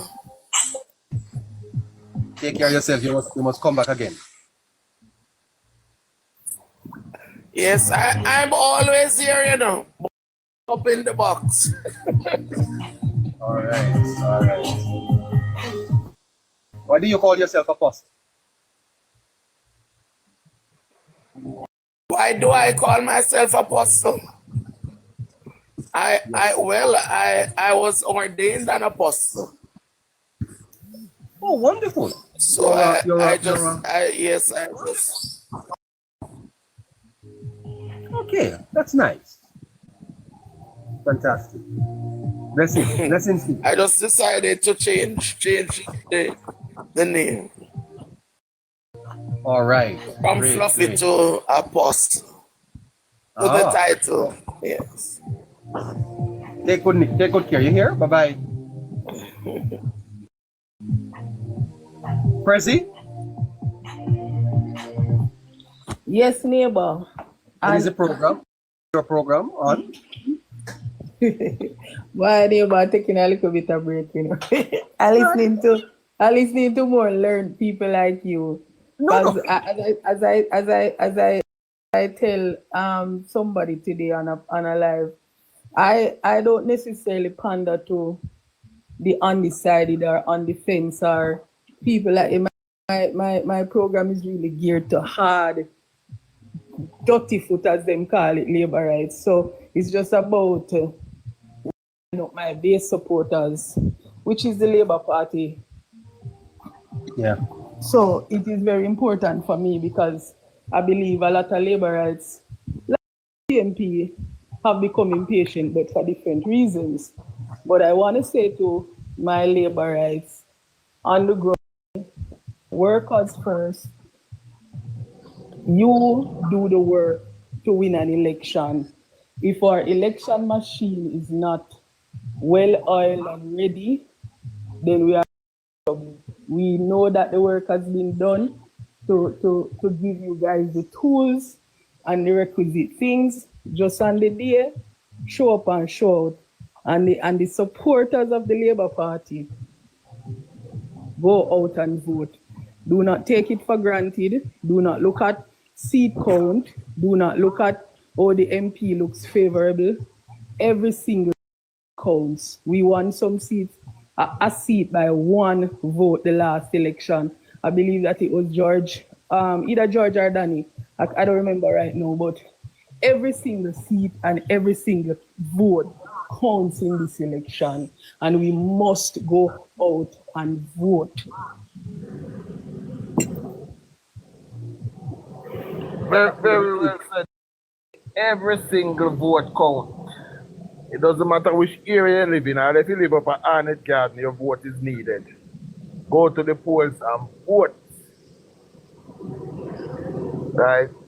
As somebody said earlier, we need a very massive voter turnout this election to send a message.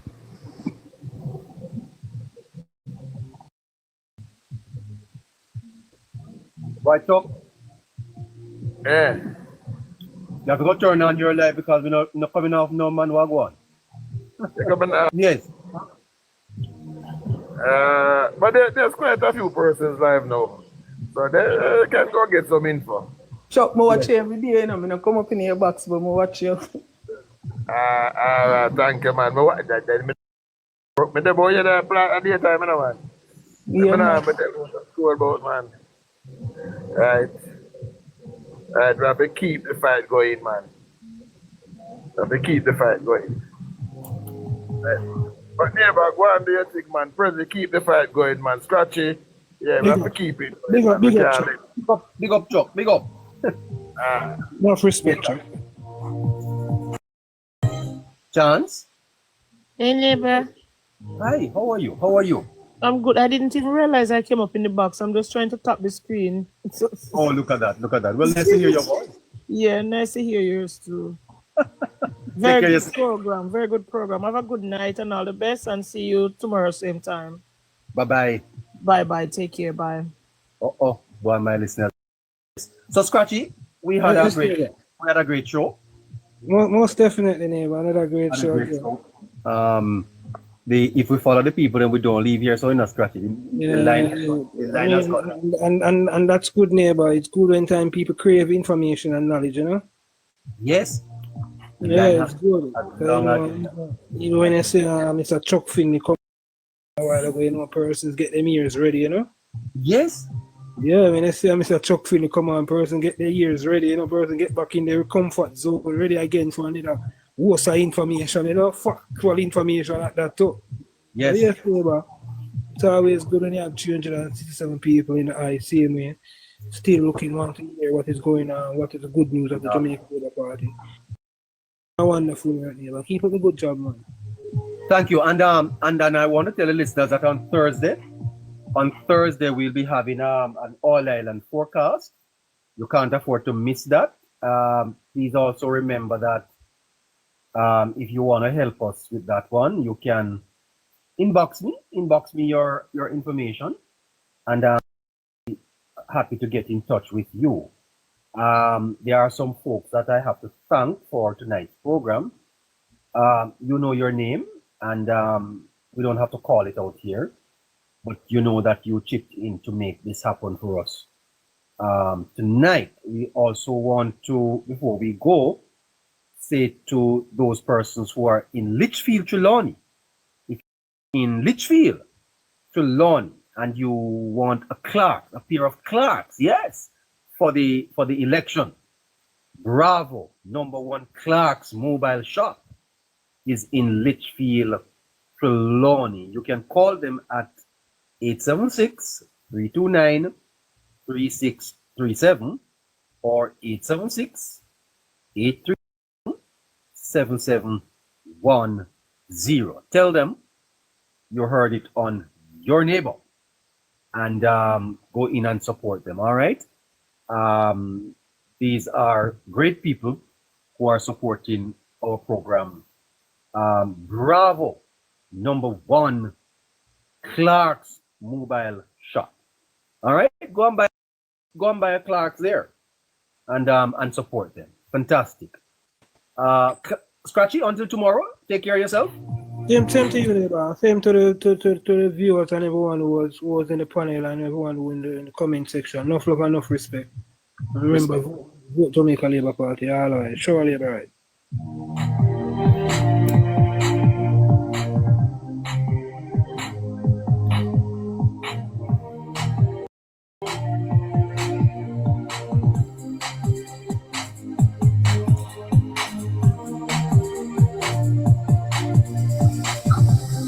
Greetings, my neighbor. Yeah, my friend. Walk on. I'm there still, neighbor, you know, giving thanks for being above ground another time. Indeed. What a fantastic opportunity. Yes, man, and I admire the growth of the platform, you know. Remember, it was in its infant stage to where it is now. We really applaud. That's just the other day. Yeah, and I mean, it blew up so fast. I mean, come on, neighbor, it has to be that some substance and quality it was detected on this live. So obviously, it would have shown in the results in terms. Go ahead, my brother. Yeah, so it would have shown in the results in terms of your numbers and interaction with new people. And I mean, and also giving light and birth to new forward-thinking people from across different aspects of walks of life. I tell you that I have my screen up in front of me, and we are the top show in this segment. Undoubtedly, man. Undoubtedly. On TikTok, we are the number one. Yes, and we would have shifted the people's emphasis away from those that were destined and determined to spread misinformation to suit another political party's agenda. Now, regardless that this live may be deemed a labor right live, notwithstanding though, it's a live that allows for truth, undiluted truth, to be decimated to the people. I mean, given to the people, sorry, you know what I mean? That's why I feel, Delroy, that all you need to do is to speak the truth. if the truth leans you one side, that is other people's Yeah, problem. that is fair enough, sir. Because if it's a side in the truth and you are for truth and you take that side, so be it. I mean, what's the Well, shame you don't need to take any side. All you need to do is to speak the truth. And if a side represents the truth, then so be it then, because that's the side that I'm going to be on. That's right. Yes, sir. And as a whole neighbor, I mean, where there are any, if can be identified any imperfections, I trust that over time, as the life grows, it will get better. And I really hope that even after an election, it is still relevant to people. I really hope that you try to make sure that we don't lose it. And I mean, make it more mainstream. May I make a confession, sir? Yes, sir. You know, one of the reasons, maybe I shouldn't say this, but I'm saying this to you as my friend, and I want my listeners to know. One of the reasons why I try to come off at 9 o'clock is that I want other people to survive, you know. Yes, sir. Yes, sir. Yes, sir. You understand what I'm saying to you? Most definitely, man. Yes, so I'm not going to stay here until 10, 11 o'clock because I know if I do, they're going to stay with me. Yes, yes. And when I go, they will go. You know, other people will see. And also, neighbor, I mean, even myself have to adjust my demeanor and also my decorum when on your platform. In fact, if you recall very vividly, when I started coming on your platform, I would have applied myself with proper decorum and decent demeanor. And I mean, try to speak respectfully. I mean, on other lives, I may speak otherwise, but I try to make sure that when I represent on your platform, I don't try to put your life on or cause it to be viewed in a light that it doesn't deserve to. So I tend to hold my composure, even in the worst of slanderings. Yes. Yeah, man. I tell you, I as a matter of fact, last week, so I was thinking to myself that the program was doing so well, and it was drowning out the others so much that I will only do 2 hours and allow the others to you know, and I'm serious about this. I don't want to be selfish. I'm not here to make a name or anything else. I don't. And so when I hear that I'm being criticized because people think that for some reason their thing not up because of me, well, I don't ask anybody. So I just come here and I do what I want to do, and the people find it interesting. So and frankly speaking as well, neighbor, with a life like yours, it would have put a muzzle or hindrance on the PMP for to try to use social media as a tool to disseminate misleading information. And the growth of the pardon? Is that so? Yes, sir, because I mean, they would have had proper propaganda machinery in the form of individuals on social media. And whether people want to admit it or not, you have robbed them of their neutral audience and now left them with their core supporters, and hence you will see them all over the place nowadays. So your life is one of the lives that would have put their lives in disrepute. Really? Yes, neighbor, and I have no regret in saying so, man, because let me be honest with you, neighbor. So in leading up to the local government election, generally the Labour Party was on the back foot in terms of how the PMP was leading the charge with the misleading information, not only on the ground, but they were also dominant on social media. But because of the resilience of the Labour rights across different platforms, especially yours, that has been so effective, I mean, it would have caused a bit of discomfort for several of these vloggers for the PMP that would have typically been comfortable spreading lies uninterrupted. And when you allow for your platform, go ahead. And yeah, when you allow for your platform for truth, and even when a person represents the Jamaica Labour Party, vouch for you that you don't allow for stupidity nor lies from a Labour right to come on your life. So that's also a caliber of your life that people look at and value your life as one of them that has real substance. I too value it as one that has substance, not as a Labour right, but as a neutral. You know what I mean? I value the way the platform is structured.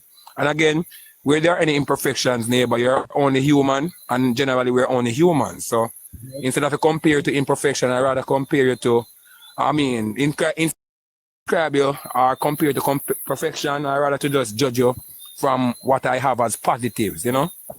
Yes, sir. Yes, sir. And I really appreciate it, man. Well, I appreciate you, sir. Well, it's vice versa, man. It's reciprocal. And you must not allow the election to end before you come and see me, you know, man. Neighbor, we will be perennially, neighbor. We're a social media family now.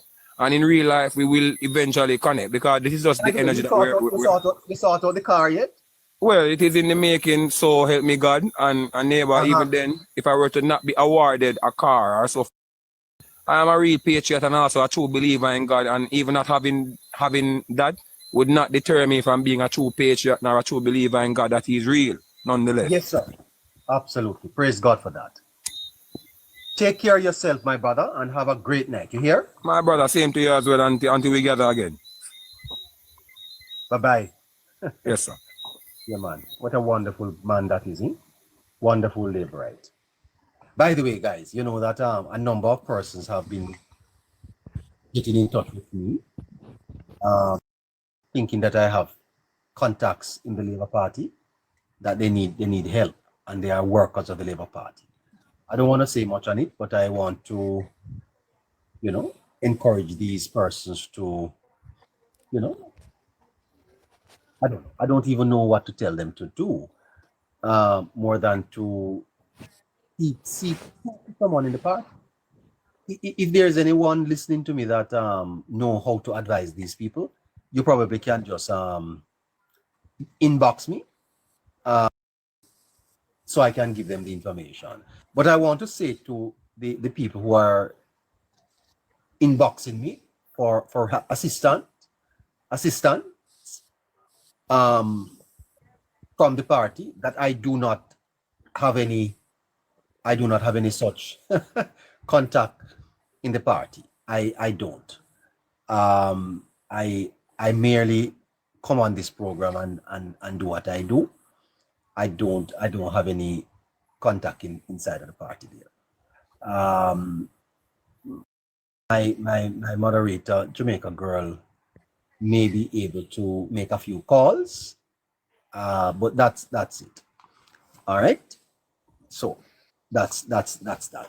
Once again, before we go, if you are in Litchfield in Trelawney and you want a Clark's, or you want a pair of shoes, or you may just want something nice to wear, Bravo is where you go. It's the #1 Clark's mobile shop over there in Litchfield, Trelawney, and 293637 or 876-837-7710. Call Bravo and go in and buy a Clark's or a pair of shoes or some clothing. Tell them you heard it on Hello Neighbor, and you'll get a discount. Good night to Sassy, and good night to Courtney. Good night, Courtney. Good night, sir. How are you doing, sir? I'm doing good. I'm new to your program, so I've just been listening. Uh-huh. Yeah. Well, we're signing out. You want to share anything? Very interesting. So when will you be back on? Is your first night? Yeah. No, this is my second time, but I was just getting involved, a little bit more involved, to see, you know, how your program go, you know. Okay. I'm impressed. I'm very, very impressed, you know. You are impressed. Well, thank you, sir. Yeah. We are on at 6 o'clock, Monday to Friday. Okay.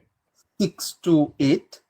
Yeah. We try to be off at about 8 o'clock. Sometimes we go until 9, sometimes 10. That is when the crowd is so high. Okay.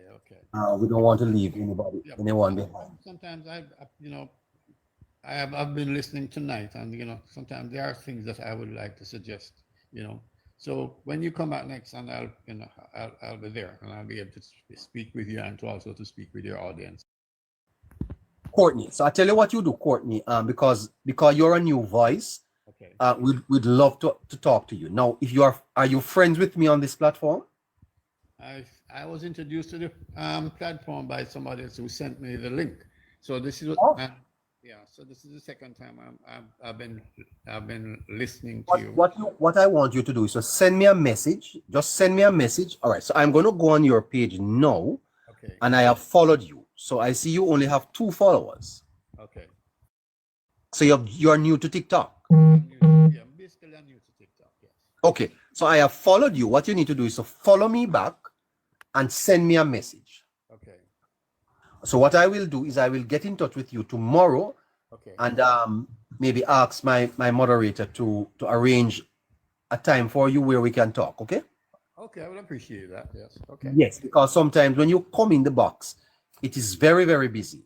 Okay. You may not get through, eh? Okay. But if I pre-arrange an interview with you, then it's better for us, eh? Yeah, makes sense. Make a lot of sense to me. Yeah. Right. So make sure that you follow me back and send me a message so I can respond. Okay, I'll do that. I'll do that. Yeah, I'll just go on it and I will follow you back. Yeah. Right. Because you know, we love to hear the perspectives of persons that are new in the sense that you know, they have not been up here before. Yes. All right, so take good care of yourself. And thanks again for reaching out, you know. Yeah. I thank you for coming up. Okay, sir. Bye-bye. All right then, thanks. Yep. Bye-bye. All right.